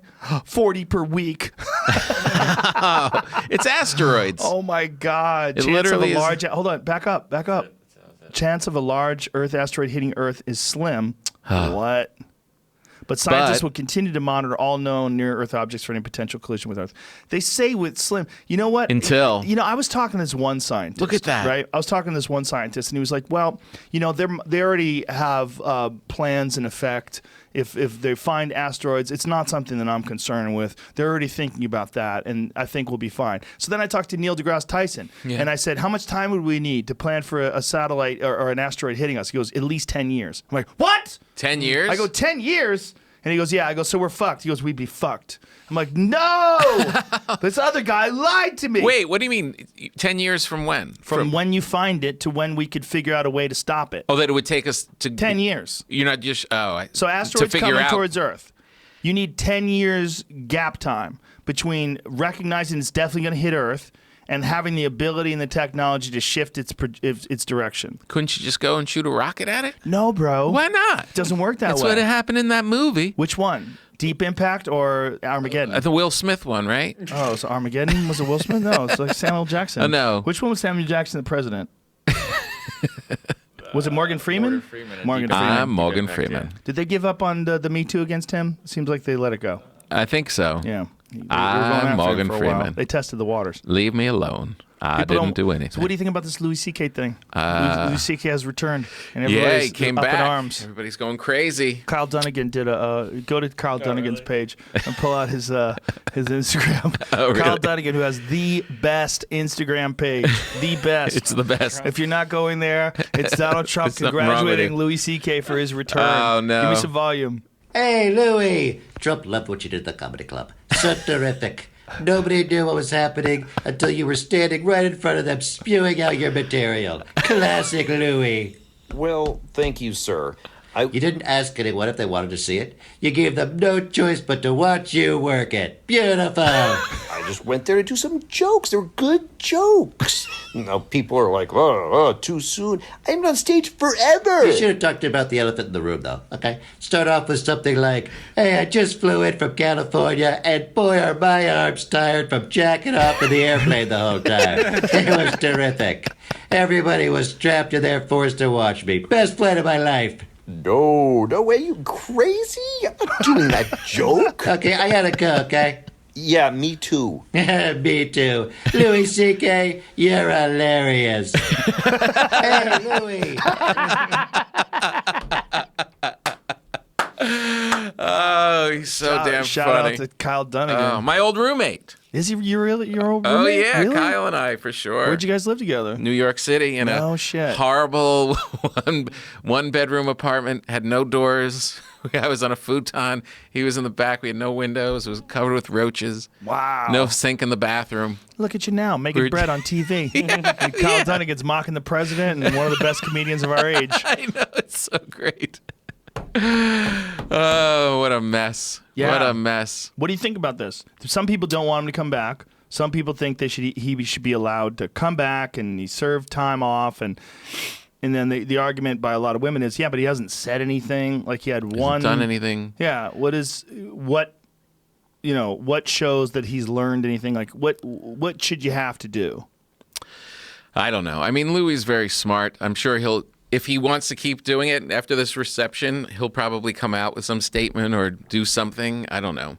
But the reality is, what did he lose? They took away, networks took away his stuff. Just film distributors weren't going to put out his film. Well, the film, But as a comedian, by all accounts, the film was shit. Anybody who's seen the film, I haven't seen it. Yeah, but I have a few friends that saw it. They're like, it's just so creepy and weird, especially in light of like Of what he was doing, yeah. Yeah, it's just like No, but regardless whether it was good or not, I'm just saying, like, Right. the industry said, FX said, I'm taking this show from you. HBO That's- said, we're taking this stuff off. Netflix said, we're yes. taking this off, Well, right? he definitely lost money financially. But for those sure. and those are entities that. Okay, but is that punishment or is that them exercising their desire to not work with someone who's been accused of something that they don't want to be associated with? Yeah. Like, is that a punishment? I don't- That well- seems to me that they're making a decision of who they work with and who they not work with. Right. It affects him negatively. Sure. But it's not necessarily a punishment. Well, there's it. I don't know. I think it would feel like a punishment. Sure. But my point is, there's these entities that can prevent him from making a living. As a comedian, though, he can walk into a garage, and if he has fans, they're going to come see him. Right. He has that under his control. Yeah. Right. Yeah. Nobody can stop that. Nobody. So he can do it. It's up to him whether he wants to or not. It's up to his fans whether they show up or not. And it's up to the people that hate what he did and are really against him to not go. Right. That's why this thing was weird, because Yeah. like he just showed up at the Cellar, which is like his favorite place to go, and he just worked out material. And the audience, like Kyle is saying, is just they're trapped in there and they can't Right. get out. They didn't have an option to say, I don't want to see him. It's really interesting, all the different spins, though. All the different women's spins. You know, and one really bizarre spin that I saw was this woman was saying that this is indicative of the problem of all comedy clubs, an aggressive male audience, and women sitting there feeling threatened, not being able to use their voice. I'm like, use their voice? Like, what are you gonna heckle? They're saying like you would be more empowered if there were more women, so you could heckle. Yeah. Like, that's not cool. Like, you're not supposed to do that at a comedy club. If you don't like someone, just don't laugh. You know, Right. but like, I mean, this one's- But here's the thing: it's not your job, or it's not your place to say that you don't like someone when the other people do like it. You know, if you're Right. if you're You going can to see get a up movie, and walk out. Yeah, just like you're going to see a movie. Yeah. Like you're an audience member. Right. The deal is you're not there to perform. The audience is there to just sit there and laugh or not laugh. Right. But don't be rude to the other people that are enjoying it. So as soon as you put Right. your sensibilities above the rest of the audience, well, you're a problem. Right. If you decide like, hey, I didn't like this, I'm going to go home and write about it. That's totally your prerogative. That's fine. Get up and walk out. Yeah, or That's fine. Go somewhere else and talk about it on stage yourself. Yeah. Nothing wrong with any of those things. Yeah. But this one woman's take was like women don't feel like they have they have the ability to speak out about it. I'm like, speak out. Like, so you're saying like to heckle, hey, I don't want you on stage. I know everything about you and your story. And it's I up don't to me. want you to perform in front of me, even though those other people are laughing. Right. And that these aggressive men were yelling, "Good to see you back, Louis." Aggressive men. Like, what? Okay. That's like, there's a framing of this. And this is it becomes this male versus female framing that Louis Right. sort of represents aggressive men, sexual men doing things to women they don't want. The women are sitting there in silence. They don't want to be there. And they don't have a voice because they feel overwhelmed and overpopulated or outnumbered. It's Well, very- the problem is those guys that Harvey and him and Matt Lauer and people like that, they are the poster boys for that. So they're Right. going to be watched very closely. And How does Matt any mo- Lauer fit any- into that? any- I get confused by this one. By all accounts, Matt Lauer had affairs, right? In the office with girls who worked with him. So what was inappropriate is he was having sex with his staff, right? Right, but he was also hitting on people that didn't want to be hit on Was in he? his office. Yeah, that was the accusations. Yeah, it wasn't just he was dating them. He was also, Those ones who making didn't- weird advancements Yeah? in the office. Yeah. Okay. Yeah. That is. But I mean, all these guess- guys, they're all very complicated. They're all very fuzzy kind of things. But, those guys are going to be watched very closely. As you see, Louis just goes to this little club and does a set, and it's national news and national debate. It's like, it's heady stuff. It's heady stuff. Yeah. But what's fascinating is that as a culture, we're going through this great time of change Yeah. and this great time of introspective thinking and of observing our behavior and discussing our behavior and watching this. Like you have the worst case examples of which, in my opinion, is Cosby. The worst case example, like drugging people and raping Yeah. them. I mean, there's a woman who was on television on CNN. She said something that freaked me out once. She said, it is entirely possible that Bill Cosby is the most prolific serial rapist in history. Oh, jeez. And That's a big statement. I heard that and I went, maybe she's right. Like, Yeah. maybe she's right. Like how many people does a regular rapist rape before they get caught? Yeah. You know? And that's the number that came out against him. I'm sure there's other people that Yeah. had. Yeah, So that's creepy. That's like the far end of the spectrum. Right. And then on the other end of the spectrum, you got like Louis, who's did something was definitely you wouldn't want to happen to your wife No, your or, kids. or your kids. Or your friends. I don't know the whole story. Kurt Metzger was telling me that one of the girls who came out against him, like they had been flirting like the whole weekend and talking about sex like the whole weekend. And then he did that. And then he had sent the girl a text saying, I'm really sorry that I did that. And she said, don't worry about it. Look, we were talking about sex all weekend. And then when the accusations came out, obviously there's more accusations that seemed to be more egregious. She threw her hat into the mix as well. Right. I don't know if that's true or not, though. The problem with a lot of these stories is you're hearing them third, fourth, fifth hand. Yeah. You don't, all you know is he said those stories are true and that Right. he recognized that he did something wrong and he was going to take time off. So that to me is not a guy defending himself. That's a guy saying, yeah, I definitely fucked up and I'm going to step back. So he steps back for 9 months or whatever it was. And people are saying, that's not long enough. You didn't do anything. Like you got to. So what should someone do? Like, and one of the things that Michael Ian Black said on Twitter before they tore his dick off and stuffed it in his nose, it's like, that was a crazy thing to watch because he's like super progressive, very liberal. Yeah. And he was saying that, like that Me Too has to offer men a road to redemption. And and a lot of these women were saying, no, like every road to redemption begins with "I'm sorry," which is a very valid point. Yeah. Right? Very valid point. Like you should have to say, "I'm sorry." And I think he's said "I'm sorry," but I don't know what he said to the women. I don't know what he said. He had the one public statement. Did he say "I'm sorry" in that one public statement? In that Times article, it was kind of like a veiled "I'm sorry," I think. I don't know, man. I don't know.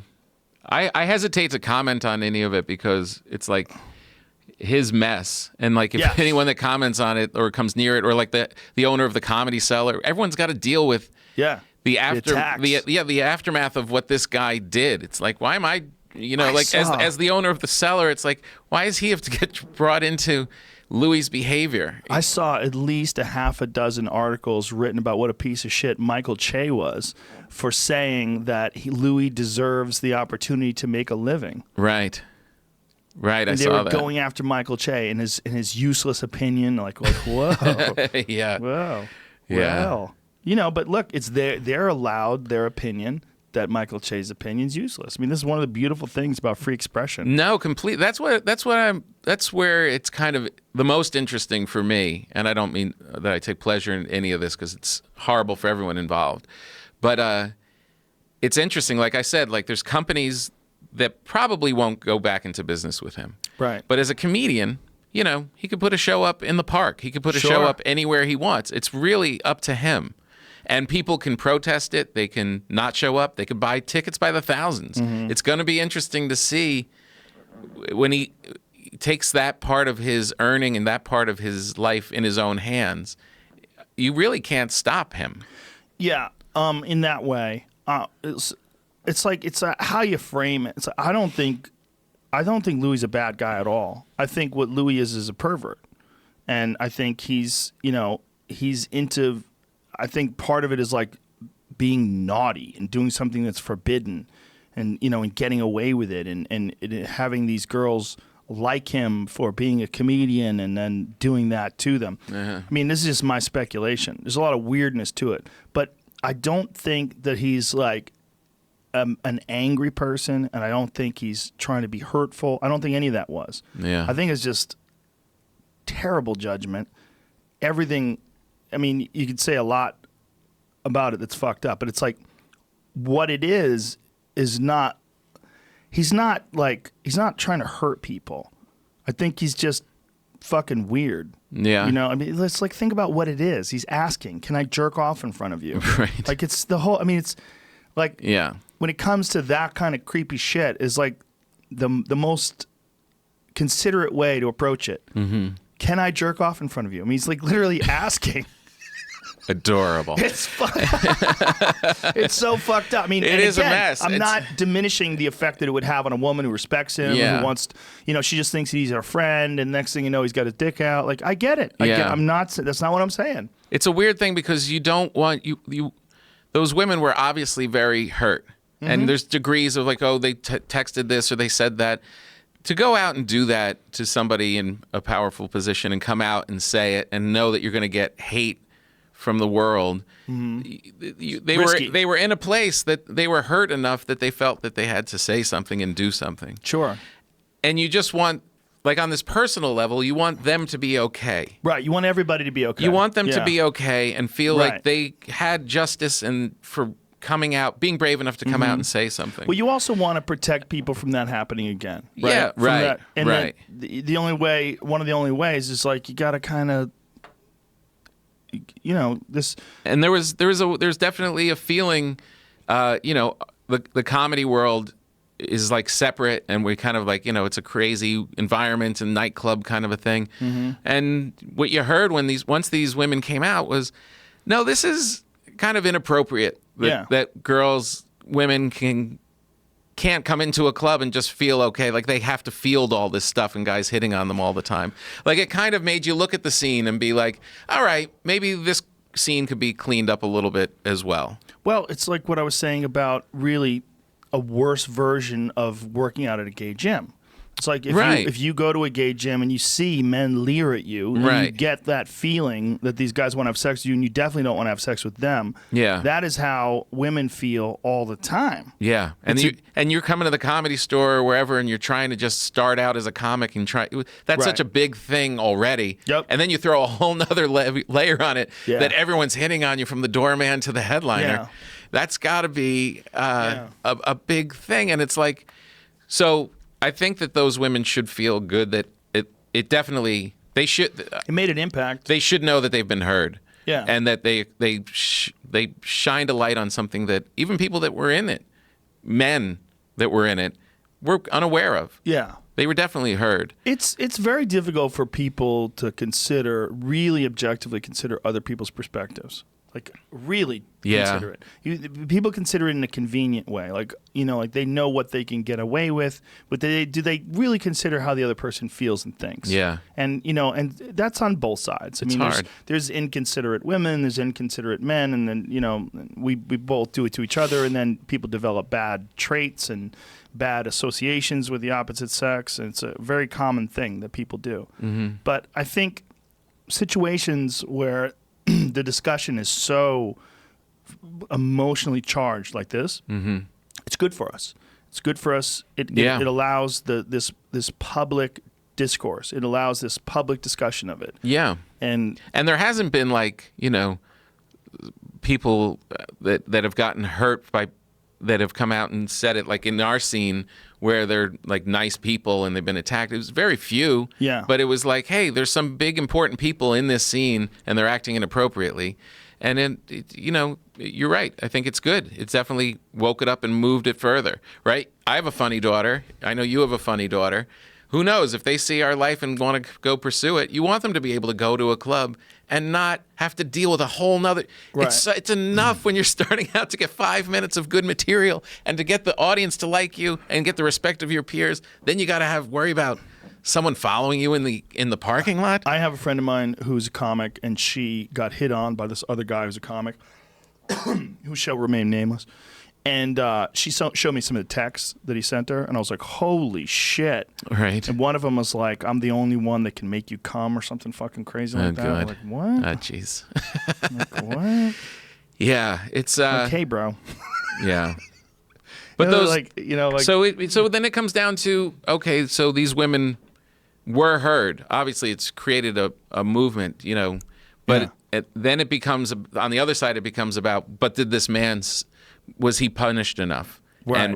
And do we have control over whether or not he's allowed to come back Well, it's as an also- audience? like for a woman, like the thing about a guy being angry with you, it carries that threat of physical danger. Mm-hmm.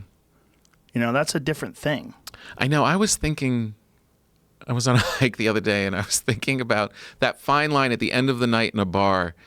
Those meathead guys who are trying to like hit on girls, and when it doesn't work, they decide they're just going to fight instead. Fucking lesbian. No, that they're going to Yeah. fight guys. Right, Like that too. that's a fine line between. You know what I mean? They're both almost violent acts. It's like aggressively hitting on women and being like, "It's not going to happen." Well, screw it. I don't think- like the way that guy's been looking at I me. think it's just frustration. But They're you just know what? frustrated. But from looking at a male doing that, like it is an aggressive. This is an aggressive animal here. Yeah. And one minute I could have said yes and brought him home with me. Or I said no, and now he's punching that guy in the parking How lot. often does that happen, though? I don't. Is that really a common narrative? Yeah, Guys whenever. don't get laid, they try to hit on girls and they just beat the shit out of each other. Yeah, it seems I'm like it gonna happens beat all. out all this fucking sex. It seems like it happens all the time. all this sex in my body. I need to beat out. You on know, when you're bro. walking down even in the village, you're walking down the street, and there's just like an angry frat group of guys, just like, "Ah!" like raging drunk. You know, they were trying to get laid 10 minutes earlier. Yeah, male angst. My point being that men are formidable, They're gross. dangerous, Say gross it. creatures. We're gross. Yeah, and they're big and they're hairy and they're. That's why there's 7 billion people, because men are gross and they shoot loads into each other. Everybody's shooting loads into people. Especially at your weightlifting gym. I had a gay friend in New York, and what was the name of that gym there? David Barton or something like that. What? David Barton? It's like some kind of health club in New York. Okay. And it was mostly gay men. And my friend said, no, you don't understand. It's really, I mean, It's to the point where when you're working out on a machine, there are pin lights that come right down on your bicep. Like the lighting is made to make you look sexier while you're working out. He said it was the greatest gym of all time. They have like specific kind of lighting to accentuate like if I was your musculature. Yeah, like if I was on a curling machine right now, there'd be a light that came from the ceiling like that hits where your biceps are. to make the shadows, to make the Yeah, it's sexy. the peaks look bigger. Yeah. Yeah. So it's about sex. Yeah. You're working out.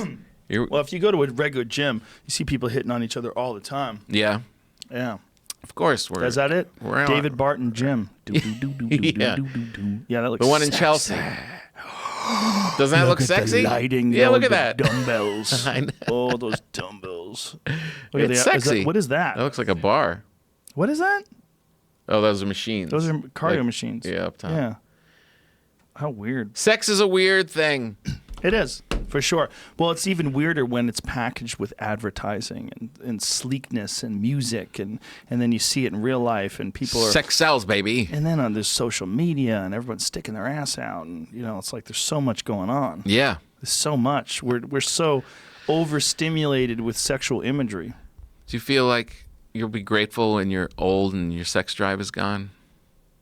No, I'll be almost dead then. I'll be like sad. What do you hate sex?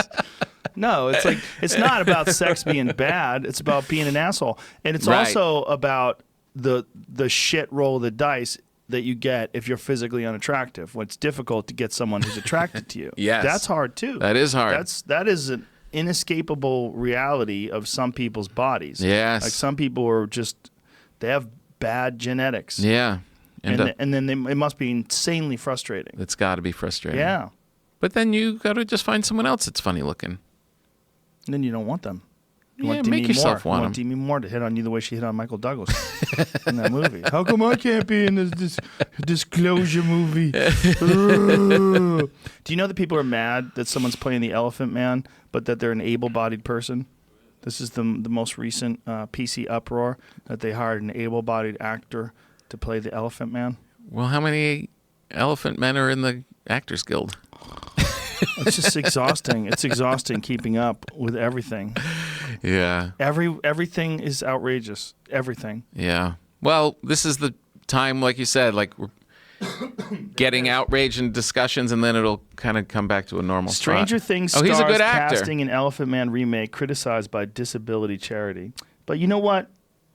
Do you know? You need a good actor. Yeah, you just can't That make guy's everybody good. happy. And by the way, here's the thing: no What's his name? disrespect to the disability charity, but a lot of these disability charities criticize this just so that they can highlight their charity, and it's very good for the charity if they criticize things, Right. Because it makes people aware of it. It becomes a big public story, and then they get donations. Yeah. It's not bad for You them. got to consider the source. I mean, they're probably just artists trying to make the film, and who knows? If they're good people, then you know that they're going to respect it. And Nope, Wow. need a disability person in there.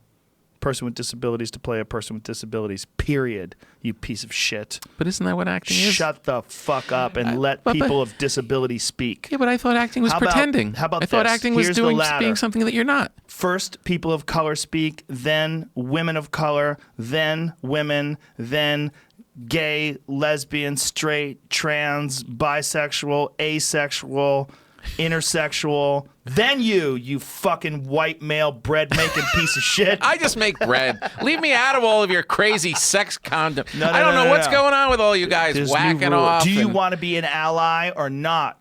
You son of a bitch. Look, I'm just trying to show you the best cupcakes in New York. Oh. What are you doing in L.A.?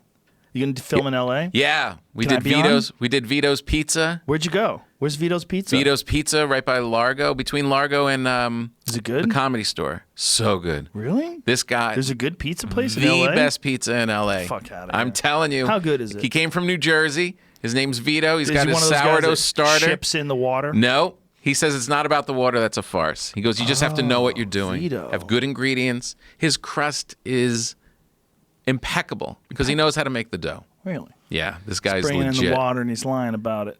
No. Vito's the real deal.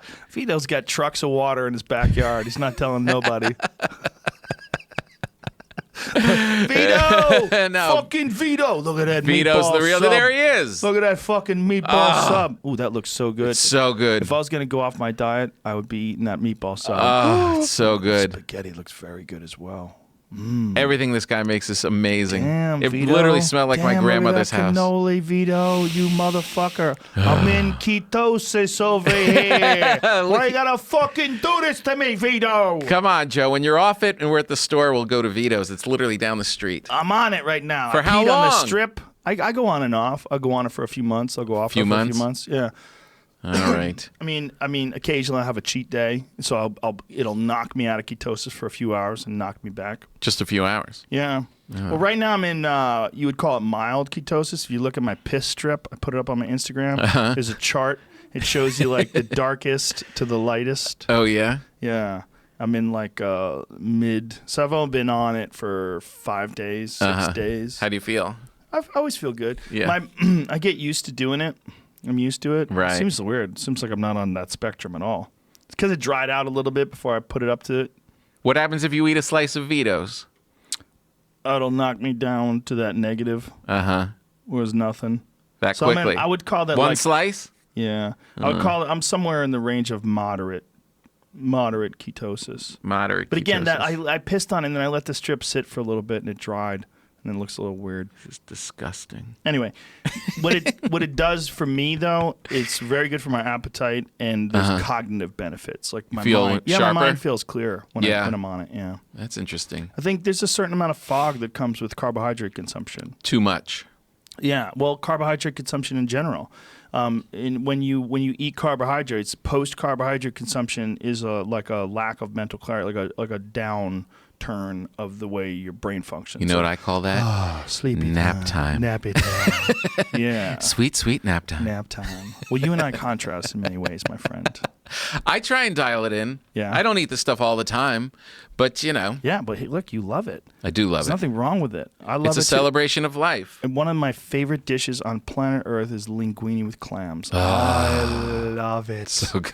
When I want to go off, like when I was in Italy a couple weeks ago. Oh, yeah? Where'd you go? I ate it every day. Ravello. Ravello, where's that? Amalfi Coast. Ooh. Went to I've never been Capri. there. We took a boat to Capri. And we ate there. It's fucking phenomenal food. The food was outrageous. Oh, my God. So fresh clams with fresh this. sardines, man. Fillets. Sardine fillets in olive oil. So good. The best. So good. Oh, my God. So good. Clams, everything was so fresh. But it was interesting. There were Valentine Thomas, who was a professional spearfisher person. She was on the other day, and she was saying that the oceans in that area are completely overfished. Really? Yeah, it's almost impossible for a regular person to go there and catch a fish. That's They just terrible. overfished everything. It's such Yeah. a bummer being alive now. It's such a bummer that it? everywhere you go, it's always the end of whatever. It's the end of the coral reef. It's Right. the end of these animals running through the woods. It's the end of.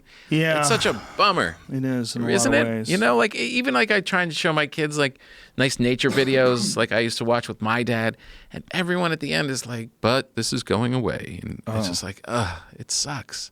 Some of it is going away. Yeah. Isn't But then most again, of it?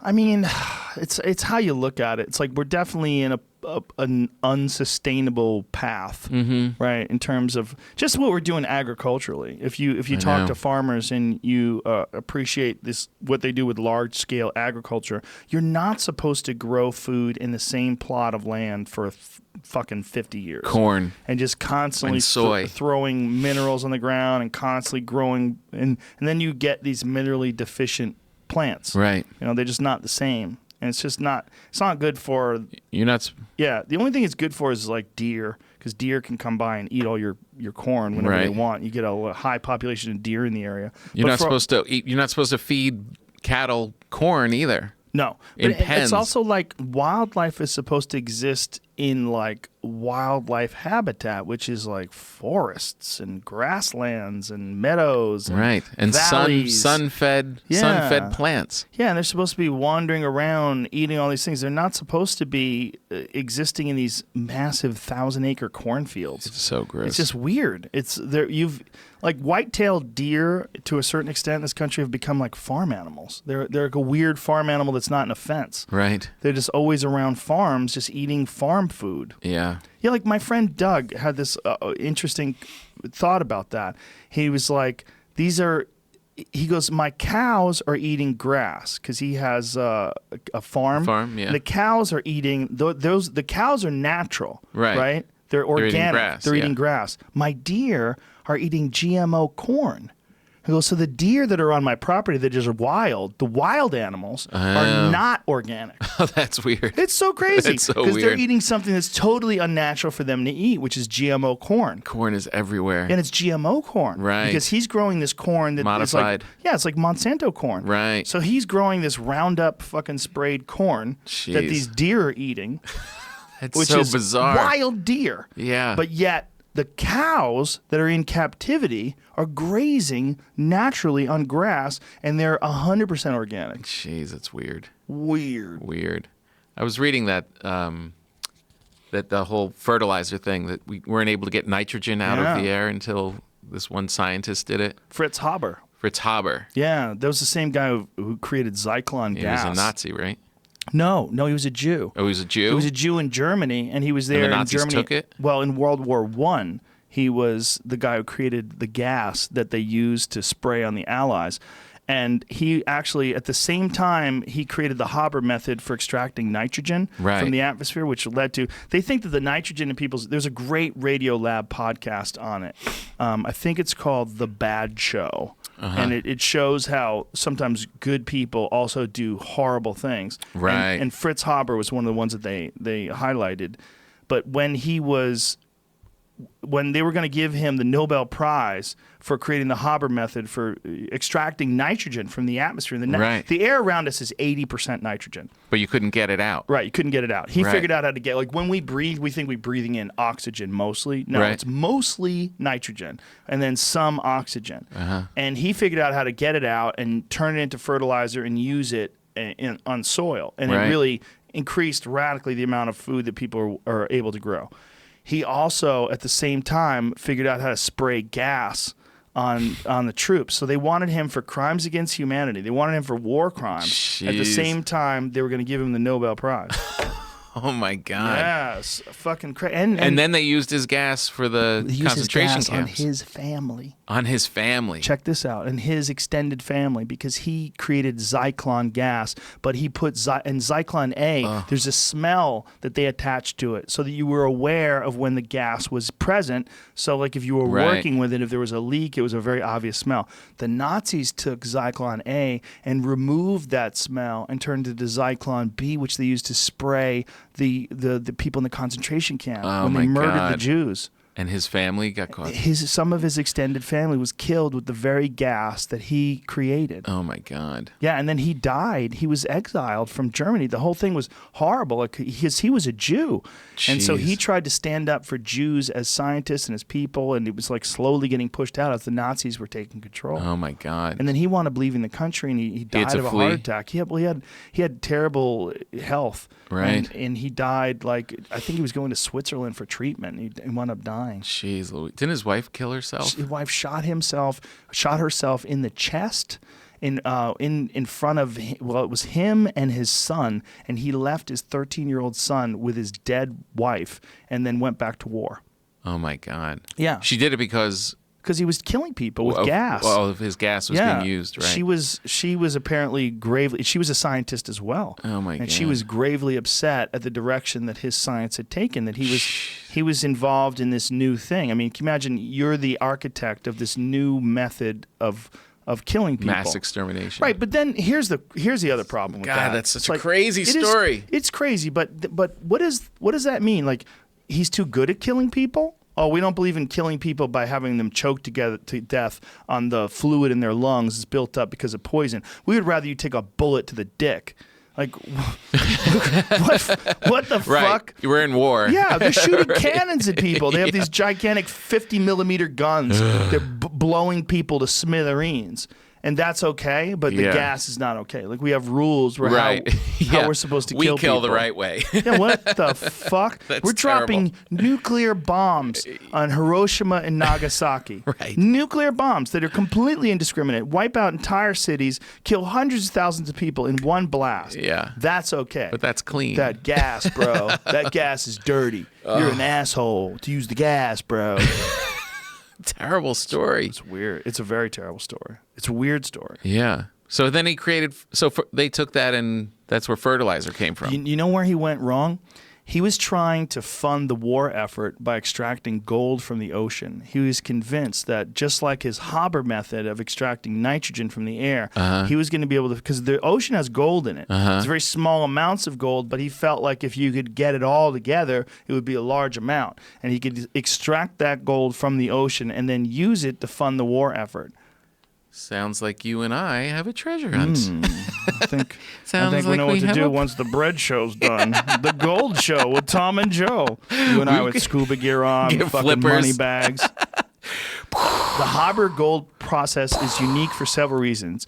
It effectively is capable of yielding extraction efficiencies with complex ores in the high 90% range with gold purity in the 99% range.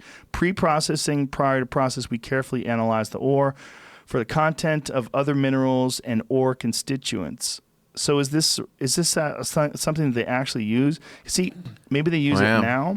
I think they use it for other things other than gold too. This is cyanide. And Eliminate it's just a cyanide. YouTube video, but He was a That's genius. cool. Yeah, he was a But genius. the gold thing didn't pan out.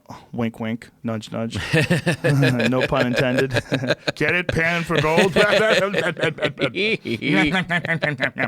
It didn't work, but he apparently worked on that for years and years, and it just never came Right. to fruition. Wow. That was his failure. Yeah. But his big success. He felt like he was going to recreate the nitrogen method with the gold method. And Right. Just like figure out another way to just be a hero for Germany. Amazing. What Yeah. an amazing story. Crazy. What's So now we're left with corn being fed to cows. yeah. All our steak has corn in it. Yeah. It is awful. But here's the thing, as I read about that stuff, and you read about it's such an unnatural thing that we're doing to the cattle to feed them this corn and do all this Yeah. stuff. But are we at a point where there's just so many people on the planet that this is the only way you can do it, or is there other ways to do it? Maybe, like, I'm going to read you Are there something, other because ways? people are always complaining about the methane gas that's produced by cows, and that was one of the big arguments that people would say, one of the reasons why people should not eat cows is because if you do eat cows, like say if you're on like that carnivore diet and all you eat is cows, it has a massive negative contribution to the environment. Right. But Sean Baker sent me this scientific overview, and it says in the environmental side of the United States, the entirety of all plants and animal agriculture contributes to 9% of the total U.S. greenhouse gas emissions. Animal agriculture makes up about 4%, and cattle specifically about 1.9% based on the latest EPA data. If every single person in the United States gives up eating meat and went vegan, and every single animal were to magically disappear, the overall worldwide effect on greenhouse gas emissions would be about less than 1% difference. But He is said he that spoke with Professor Frank, I say this guy's name, Mittlocher from UC Davis, one of the world's leading authorities on greenhouse gases and animal agriculture. And he said putting the blame on meat is a disservice, and it distracts from the real issue of our tremendous fossil fuel utilization. Interesting. Interesting. But there's a lot that goes. It's not just the gas that's coming off of, right? It's Well, this is the methane question. right. You know, the real concern that keeps coming up. Like, I had this lady All on of the yesterday, and she's on this carnivore diet, which it seems to me that she has massive autoimmune issues. Like, had her hip replaced when she was 17, had her ankle replaced, like Right. massive arthritis issues. Right. And she's on this diet of all meat. And several other people are on this diet as well. They're calling it the carnivore diet. They're experiencing, at least for the short term, they're experiencing these tremendous benefits. Right. So the critics are saying you're contributing to greenhouse gases and methane. You're ruining the environment by eating beef. And he's saying, well, not really. Right. Like the amount is very small in comparison to all the other issues. It's like Right. less than 1% of the greenhouse gases. But then they also hear that on that argument that it's really oil that is being used, right? It's still a carbon-based thing to that whole food that cows, to transport it transport the food from the yeah. farming all the way through the transporting to getting rid of the waste to doing all of it. That there's for now, but Tesla's making semis. Yeah. You know, Tesla's they're constructing these gigantic, super cool looking fucking Tron semis I know, that they're cool. going to operate entirely on batteries. And once that happens, you have automated battery controlled trucks. Then I think the real problem is going to be people out of jobs. That's going to be a giant crisis. Even the robots. Once, especially for drivers. Apparently, for men in particular, some massive number in the millions of people in this country rely on driving for a living. Like Right. that's a big part of their job. They're drivers. It's a giant industry. Well, they say that's happening now across all industries. That they're trying to figure out. That automation is putting so many people out of work. Yeah, I'm going to talk to Bernie Sanders about that. Are you? Oh yeah. No way. Oh yeah. Me and Bernie been emailing each other. Really, Oh, yeah. Bernie? That Oh, would be a yeah. great one. Joe. I'd like to talk to that guy. Yeah. Well, I also want to talk to other people that are proponents of universal basic income. And Elon has said that he thinks that this is going to be a real factor in the future, universal basic income. So this is a Tesla truck that we're looking at right now in a video, Wow. which looks like a rolling Is anyone in that? Apple it store. was from yesterday in Iowa. They like, showed it off. That's crazy. Wow. 26 cameras on board. That's so dope. Where's the batteries? Is in that the bottom? Is the bottom the batteries? Is that driving itself? Trailer, I don't know. or is there someone driving that? No, the trailer is all batteries. You have to strap all your packages to the roof. The interesting thing is the price. The price is supposed to be around $200,000 For one of those? Yeah. Dude, this is what we do. We buy one of those bitches and we turn it into a roving podcast studio. And it drives us across the country. That would be where the we coolest. We talk shit in the back. Wait, it's driving on its own, or there is a human driving it? That one had a human driving it. I don't believe these are in production yet, so it's Look at the still dude showing chasing it. off. Prototype. Look at that dork chasing it. Yeah. I gotta get a selfie. Hey, is that a Tesla Yo, truck? I'm trying to get a selfie. I'm chasing the truck. I'm gonna get a selfie. I'm gonna run. At the end, he's running. He's like, I can run too. That is the coolest. Yeah. I had a gig up in a last-minute gig in Yosemite. There's a casino up there to open for Smokey Robinson. Wow, what was that like? It was the coolest. Did you meet him? I did meet him. I met him once before. There's actually a cool story about meeting him. But I was going to take the Tesla up, and You ran out of juice? I was like trying to plot, like, will I be able to do it? Get rid of that piece of shit. No problem. No problem. Fuck outta here. They're everywhere Did you now. drive 30 miles an hour? Supercharger near Fresno. Oh yeah, just plan out 8 hours in advance. So you can pull over for 8 hours and let your shit charge up. No. What a good It move. factors in. You're only going to need 20 minutes of charge or 30 Fuck minutes of out of charge. here. I'm telling you, I did Fuck it. out of here. You're stopping for 20 minutes at a time? Yeah, well, if you stop and pee and get a coffee. Read a book? Yeah. Take a shit? Go over your Twitter feed? Your car's out there charging? Get out of here, It was man. great. Get a goddamn car like a man. It was so You need great. a Mustang. Need something with some rumble to it. It was such a nice drive. Don't you have a midlife crisis or something to attend to? Going through the prairie of Yosemite What if your at sunrise. bread show takes off? Get yourself a Corvette. Are you laughing? You would never drive a Corvette? If you had to drive, It's so funny. That's Like a such super that's such an fancy East douchey Coast. car. That's such an East Coast life dream, dude. Tony Hinchcliffe got a Corvette. Did he really? Yeah, he calls himself. He says he has Corvette confidence. And when I text him, hashtag Corvette confidence. But for real, when you drive a car that's fun, like Yeah. he's like, dude, I drive it to work. It's a game changer. Yeah. He goes, as I'm driving to the Comedy Store, I get fired up. It's fast. It rumbles. He goes, especially to the Ice House because it's further away. I get in that car. There is some. I have a VW Bug that's just. Shut your mouth and don't ever compare a VW I'm Bug telling you, just having to a the fucking Corvette. You son of a bitch. just having the engine and you're shifting and the smell of gas, it Yeah. does something to you for No, sure. I love VW Bugs. I'm just kidding. Yeah. They're very mechanical. Like, Yeah. do you have an old one? 67. Oh, those are the real ones. yeah, man. it's beautiful. Little sewing machine in the back. Yeah. It's fun. They're so light too. Yeah. You know what they've done with those? They've taken those old VW Bugs and put an old Porsche engine in the back. I know. There's a lot of people doing that. Yeah, so With they the put- buses, too. Yeah, so they put like 170 horsepower old Porsche engine, which doesn't seem like a lot. 170 horsepower is not a lot, but the car weighs nothing. Yeah, more than the, Yeah. with the gas tank in the front of your car. And you got those little tiny skinny ass tires on it too, so Yeah. you spin out all over the place. I think the beauty of it is that you have the original engine and you're just kind of puttering along. Yeah. But everyone gets annoyed. It's like like a slow clown car. People cut you Yeah. off just to get around you. Oh, They just don't yeah. even want to look at you. Not in this day and age. I mean, you think about how fast Teslas are. Oh my God. Those things are unbelievably fast. It's another sensation. It's definitely satisfying. It's not that gas, but there's a. The I'm telling you, surge. the sunrise was coming up, and I'm just silent. No other cars around. Just going through this prairie. It was, Going to beat Smokey Robinson. Let me stop for an hour and a half to get some electricity. Oh, I can drive for 2 hours now. Pull over. you know, Stop. Joe. How much time do you have to plan out just for Joe. charging? Extra 5 I hours? spent a good day up trying to figure out my route. No, but here's the rock star move. I had met Smokey once before in New York. We did a charity for kids in the arts, Kids Rock or something. Kids Who Rock or School of Rock, something like that. Anyway, I'd met him before, so I was excited to take the gig, and I figure I'll meet Smokey Robinson. It's an outdoor arena, it's an outdoor event, and they just used me to burn time while the sun went down so then he could come out at nighttime. And so I'm sitting there with the guy that I'm just talking to, and Smokey comes out of, our dressing rooms are trailers because it's outside in this gravel driveway and stuff. And Smokey comes out.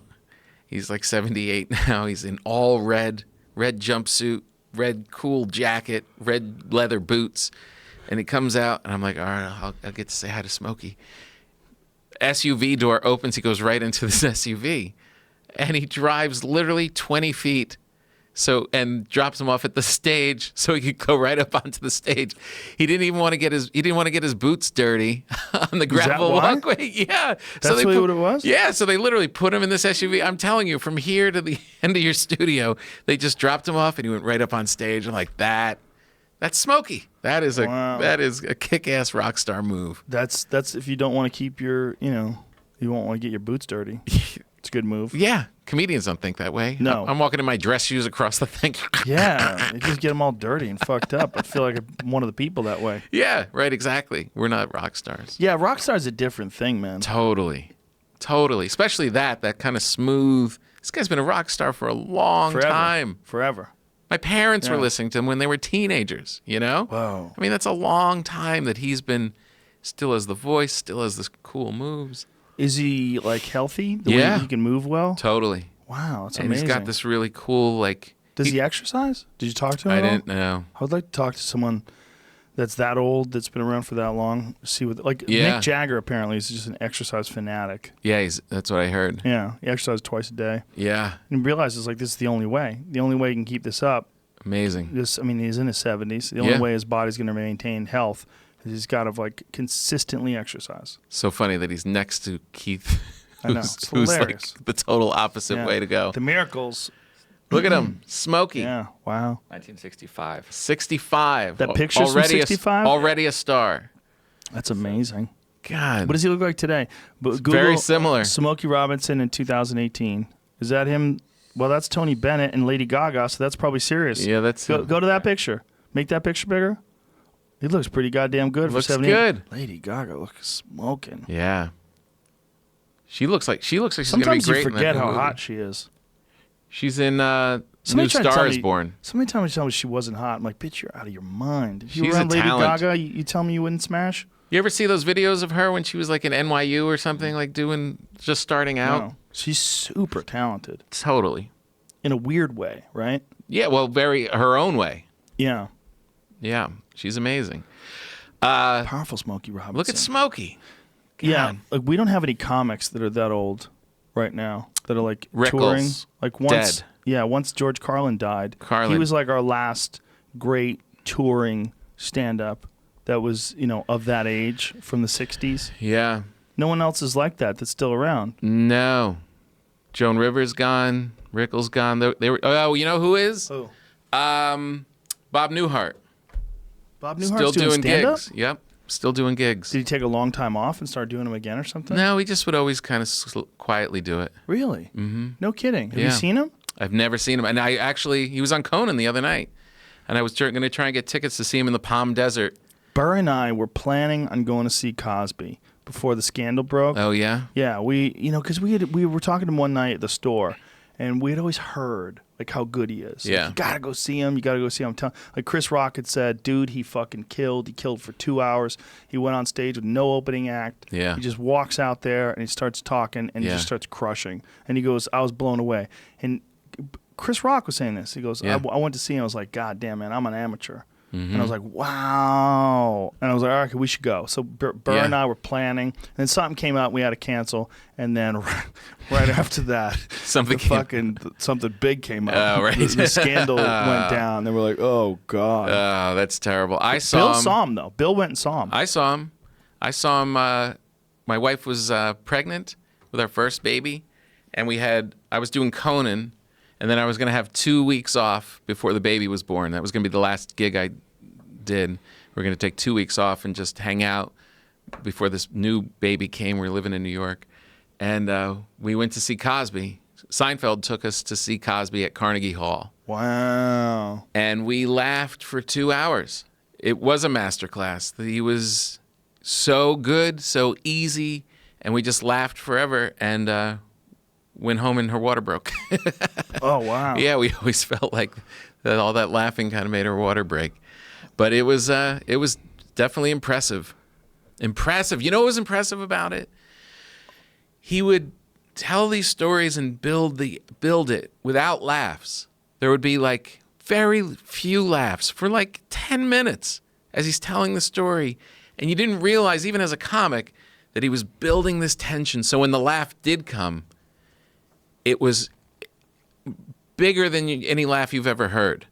I mean, it was the building of it. He's the confidence to not feel like he had to go from laugh to laugh to laugh every 30 seconds. He would just let it build, Wow. and then it would boom.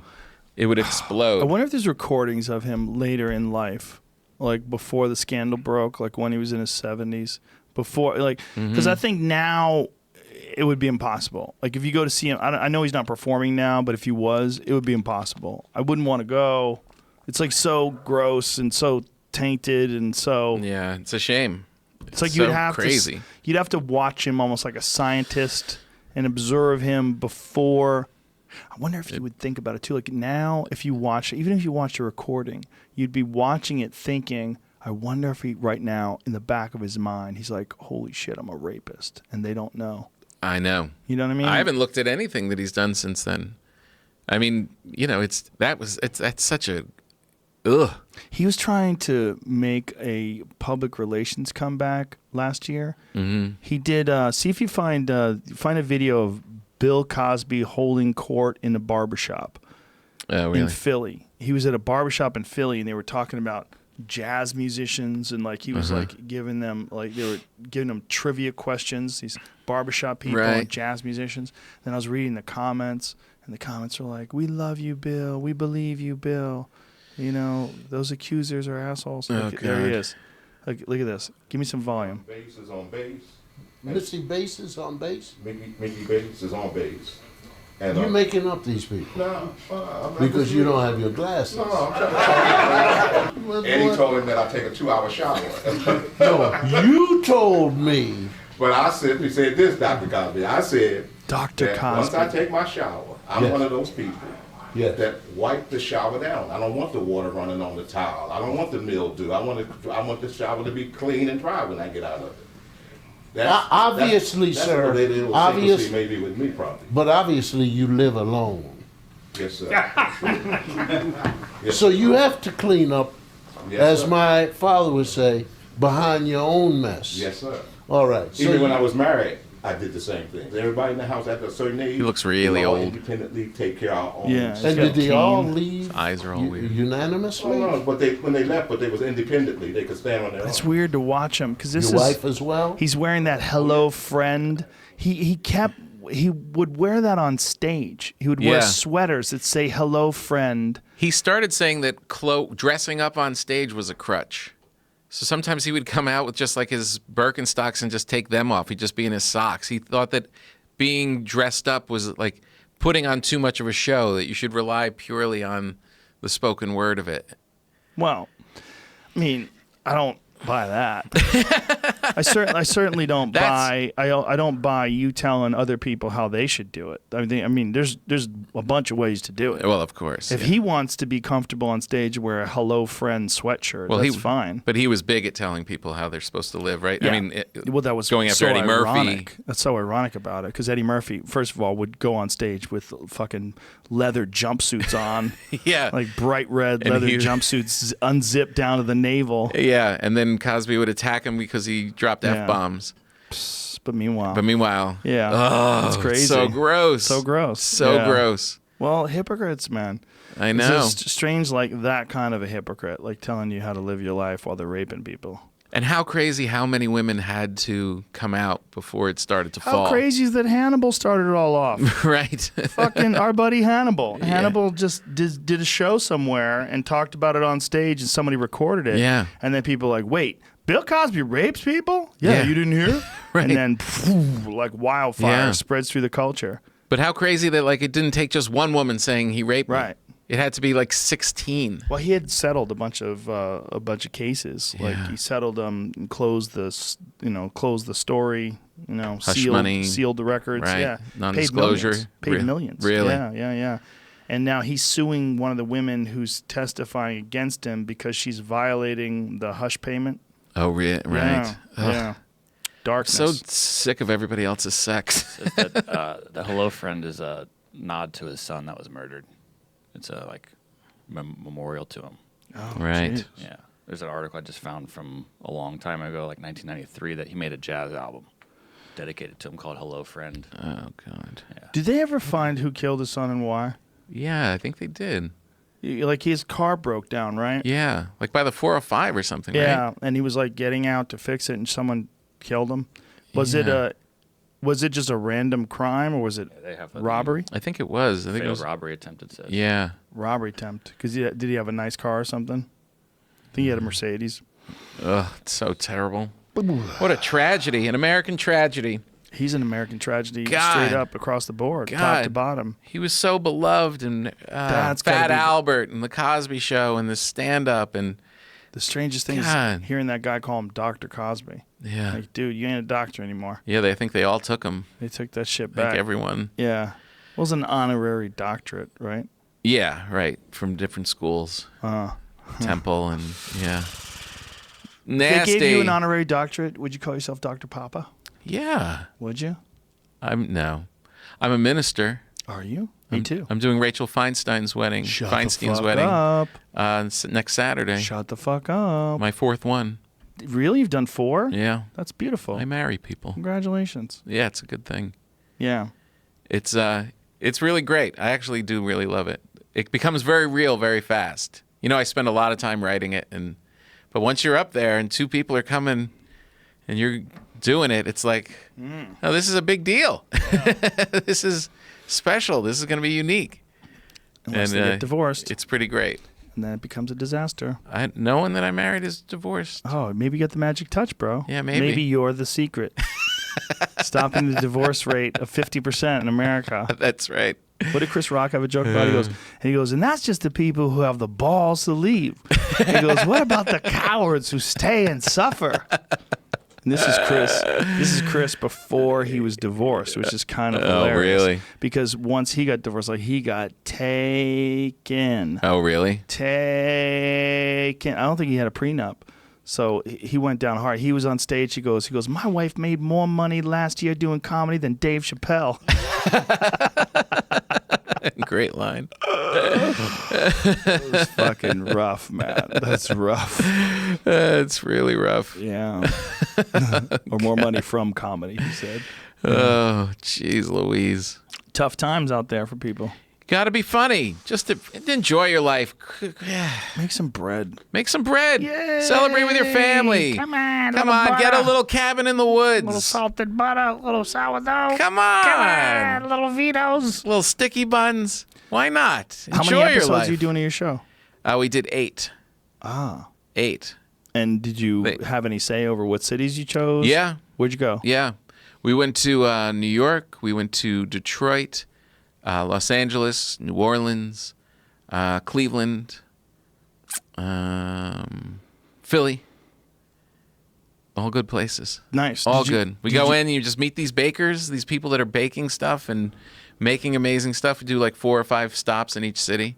And they're all just great people. They're just fun families, just, making cakes and feeding the community. And it's great. And did you do them like with your friends in these towns? Like if you knew comedians that were in the town, did you have them come with you? No. Just you and the Just bakers? me. Gaffigan came in New York Right. to this donut shop, and he was the only friend that came this season. But I'd like to do more of that. That would be fun. Now, you're friends with Seinfeld. Uh-huh. And he's a crazy Porsche fanatic. Has he Yeah. ever tried to get you to buy a Porsche? Big time Porsche. No. No, he kind of like knows I'm not really that big of a car guy. Have you ever driven one? I did. He let me drive one once. What kind did you Because I'd drive? never driven it. It was like $1 million car. It was like a blue 9-something S. And it was just in traffic around Santa Monica. Oh. It was really a bummer. Was it annoying? It was, It was $1 million car? Yeah. Jesus. Yeah. What is $1 million car? The same as another car, but they only made one of it.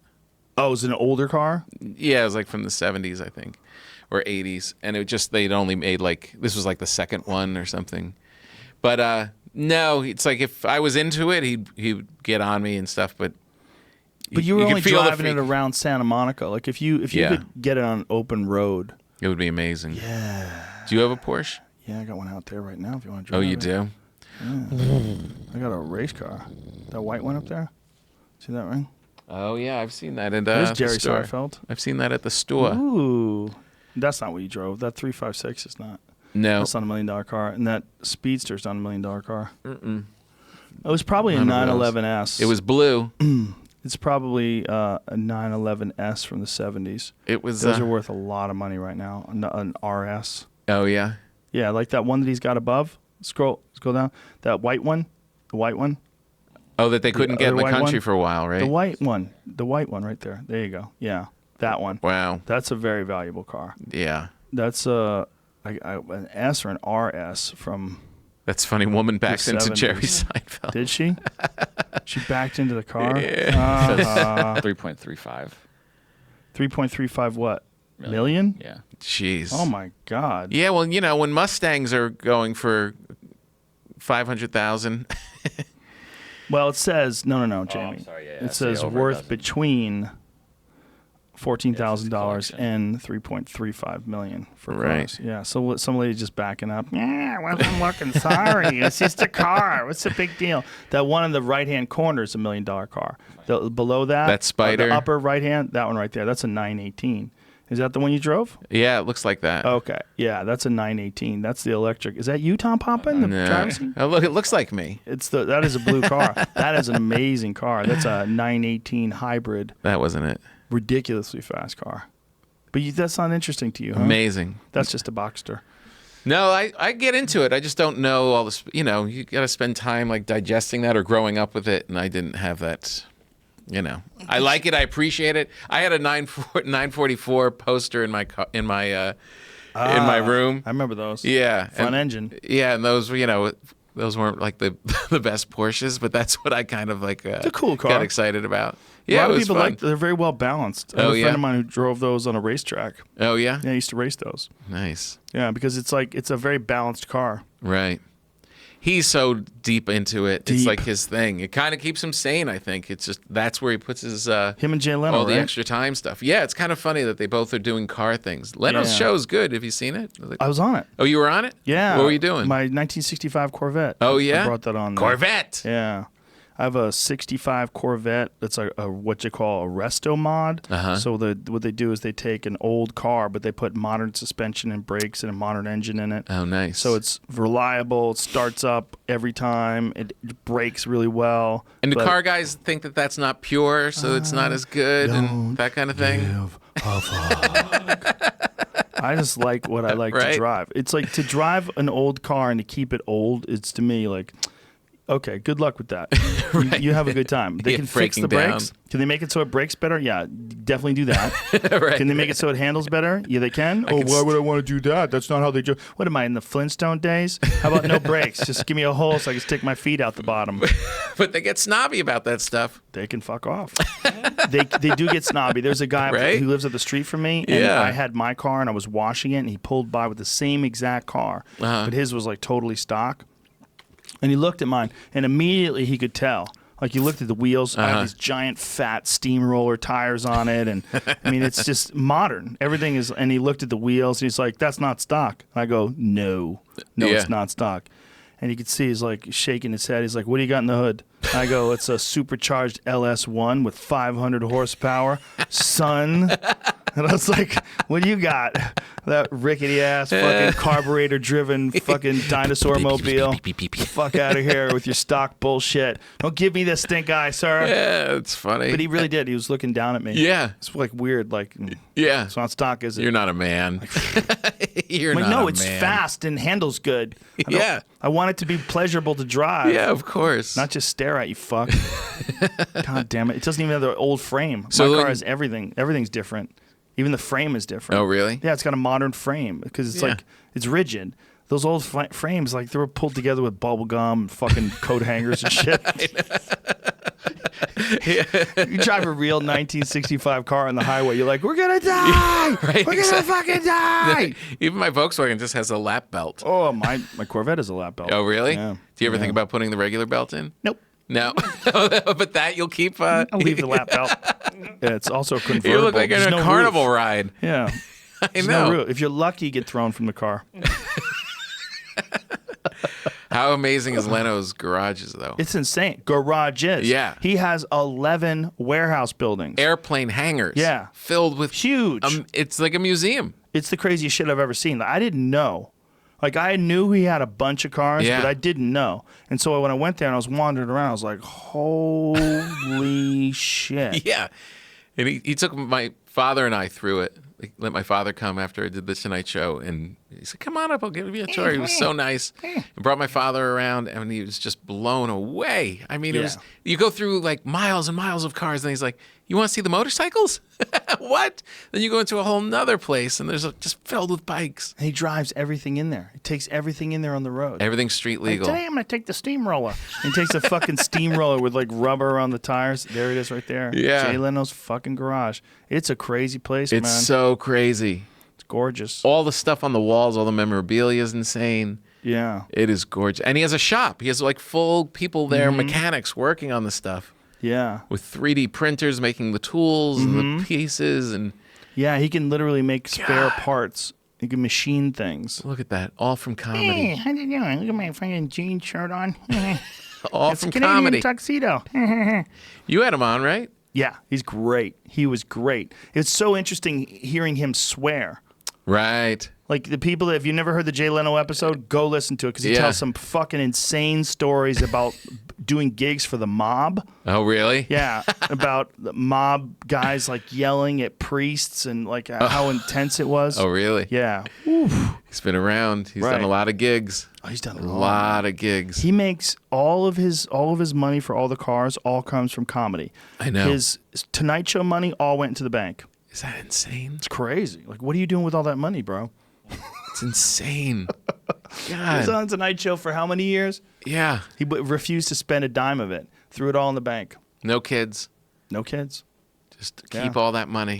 Just shooting loads into his cars. Isn't that amazing? All from comedy. Look at that. Yeah, that front of that car is filled up with all his backed up cum.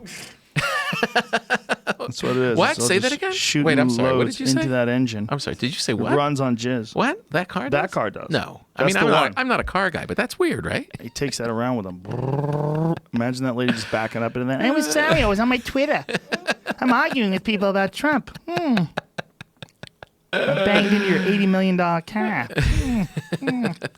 I saw Jay once when I was in traffic on the Coldwater. I just see this man, you know, and it's all backed up in both ways. It's just tons of traffic. I see this man like running down the center of the traffic. Like, who's this nut? And it was Jay going, he goes past the car, picks up his hubcap that came off, and goes running back the other way. He's a nut. He probably has to get that hubcap. There's probably no other hubcap like it. Right, exactly. Yeah, no, With it's a lot important. of the cars that he has. Look at that Yeah. thing. Oh, my God. Who's that guy with him? I don't know. Some dude. Oh, that's Richie McRich. Oh, Richie. There's little skinny tires in that fucking thing. Oh, my God. God, it's so weird. It's a good show. It's really it's fun. a great show. Yeah. It's so much better for him than The Tonight Show in that he gets to be who he is. Yeah, completely. I mean, 100%. He's so passionate about cars. He fucking loves cars. And he knows everything about them. Yeah, he loves it. Oh, that's that 73 Mazda. That guy was actually there while I was there. He was the next one after we filmed my episode. He was waiting. He's got this crazy 73 Mazda that's like fucking super souped up, Wow. really light. Did you see when he rolled? I heard he rolled a car. Did you see that video? What did he roll? He rolled, I think it was like a truck. Seinfeld rolled one of his This cars old too, guy. right? Yeah, kind of. Like a baby roll. Seinfeld had a baby roll? Yeah, I think it Thought he was went like to the just hospital. off the off-ramp. No, I don't think it was a big deal. Really? Yeah. I think he went to the hospital. I think he almost died. No. Oh, there he goes. Yeah, look at that. Oh, it's just a car. Oh, that's a Chevelle? Is that what is that? Super B? It's hard to tell what that is. You got to Oh, Jesus. Can you Look at hear that. it? His reaction was funny at the end. Whoa. No, it wasn't a stunt. This heart-stopping accident occurred while the host was... That old dude shouldn't be driving. Yeah, that's kind of the vibe that you got. Jay was like, all right. Look at that guy. I mean, it literally, 1, 2. racing and holding on for dear life. what if that guy killed Jay Leno because he's too old to drive? I know. He just has, The Avid car. yeah, jeez. That seemed like it was a while ago. It was several years ago, I think. Wow. Is that crazy? He really- 2016? That's when this video was put up, yeah. Oh, wow. Look, he gets Look out. at him get out. There you go. Can you hear him? Doesn't get more exciting than that. At least until he gets home. Wait till my wife sees this. Your wife. It looks like an old Barracuda. It's tough to tell what that car is. Is it an old Plymouth? What is that? Yeah, it is an old Barracuda. Oh, wow. That's the first model Barracuda, which is a totally different looking car than the second generation. Wow. That body style is different. That was a weird looking car. They're cool, though. Yeah. It's good to have an obsessive hobby. It's good in life. Yeah. Right? Do Even if you work something. hard and do all this stuff, there's still extra time. I It's good to believe put that. your energy into something. Yeah. You know? I believe, for me, it's imperative. Yeah. I've figured that out over the years of my life. Like, for me, I need mind. Hey, it's in the background. I'm not going away. The car only flipped once in the comments that they just edited to make it look worse. I'm trying to. I was replaying it. That's to see if that was ridiculous. accurate. Wait a minute. Play that Yeah, back. no, I rolled more than once. Play it back for us. I'm sorry. Some people said they saw the unedited footage. Hold on. Do it again. Do it from the beginning. He looks so Here it happy goes. in his little Here it helmet. goes. Guy's shifting. Here's the flip. Oh, he hit a wheel 100 house. horsepower. No, way more than 100 horsepower. Let me see this guy. Not once, not twice, but multiple times. 1, Leno racing 2. and holding on for dear No, that. But they just edited the same clip back. Yeah. So it landed that way after one flip. They just Yeah, I edited think that's 30 true. flips in there. I think they're probably maybe. telling the truth. I think that thing probably only flipped once. Whatever. Whatever. Once is rough. It's hard to get something to flip a bunch of times. Like, you got to be really flying to flip a bunch of times. I mean, flip once, by the time all the energy would be dissipated by the time you hit bang, bang, bang, you know? Be careful out there, kids. Yeah, don't, especially with those old ass cars, especially old ass cars with old suspensions. That's why Yeah. I juice my shit up with modern stuff. Yeah, take that, So I can neighbor. handle, neighbor asshole, you fucking old dry fucking tires, those old cracky Your tiny tires, penis. those cracked out old tires Yeah. with No, shitty tread. You need a hobby. You need stuff. It's amazing. Like you could do all this work and like really hardcore your career, and there's still extra time. Well, not just that. I think doing one thing only all the time is not good for the brain. I think it's good for the brain to be excited by a bunch of different things. Interesting. I think it makes you a more unique person. It makes you more interesting. As a comic, I think is very important. Yeah. It's very important to have a more nuanced perspective, Right. And to also have more information to draw from. Yeah. That like you're experiencing more different parts of life, and also different types of failure. I think different types of failure is good for you. Absolutely. Physical failure, mental failure, Yeah. complication failure. So I think all that stuff is good for Pick you. something up that you're not good at. Yes. It's amazing. Yes. It's amazing how many times you will feel like a beginner back at the same thing you've been practicing. Like if you Sure. start making changes that you're like, I'm kind of back to the beginning of this again. What do you do other than the baking?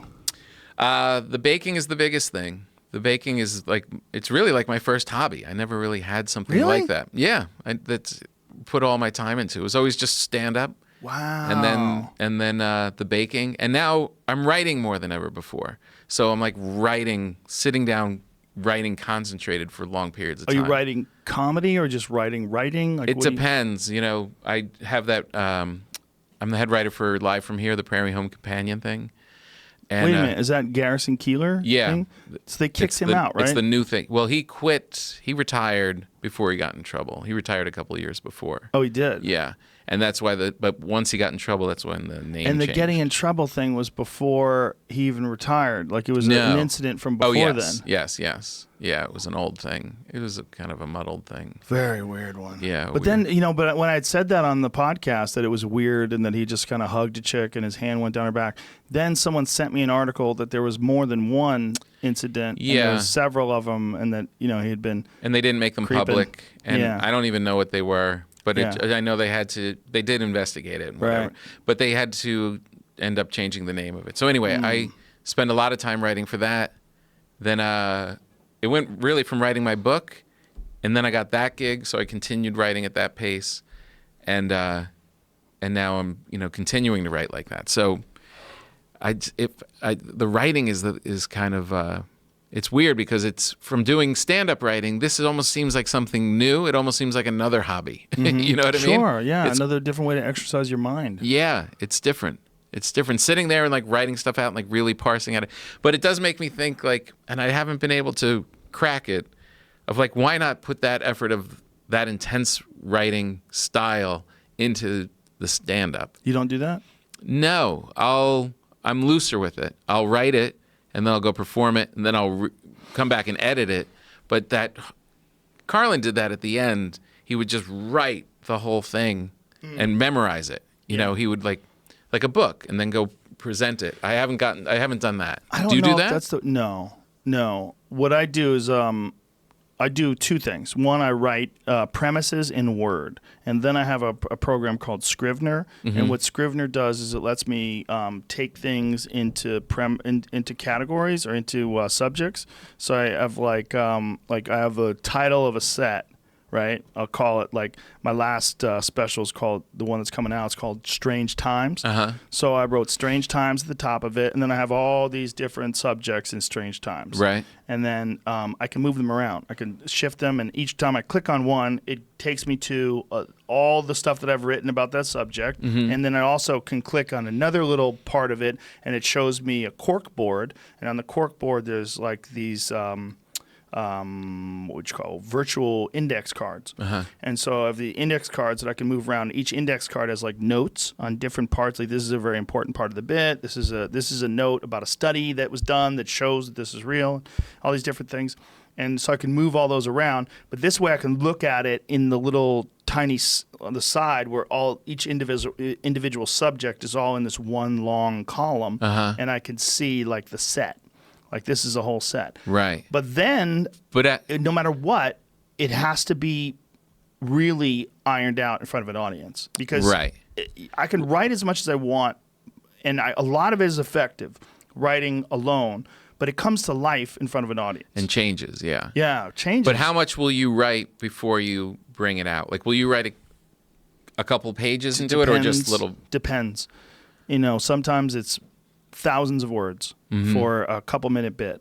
And you'll take that up before you've tried it? You'll write couple thousand words? Yeah, sometimes. And sometimes it's just a few lines. Right. And then I just run with a premise. Sometimes I'll just try to air a premise out and see where it goes. Yeah. There's one that I'm working on right now that I have the setup of the premise gets a really big laugh. And then I don't know where to go with it. Oh, really? And then I'm fucking around with it, and I'm trying to figure out where to go with it. I mean, I know there's something there, and I'm not going to let it go. Yeah. But every day I throw a little bit of water on it, and I hope to see the sprouts. Yeah. And it's if you've got a great premise, there is a great joke there. There's something there. Definitely. But it's one of those ones where I know, okay, I can't let this go. Yeah. I know there's something there, but right now it ain't shit.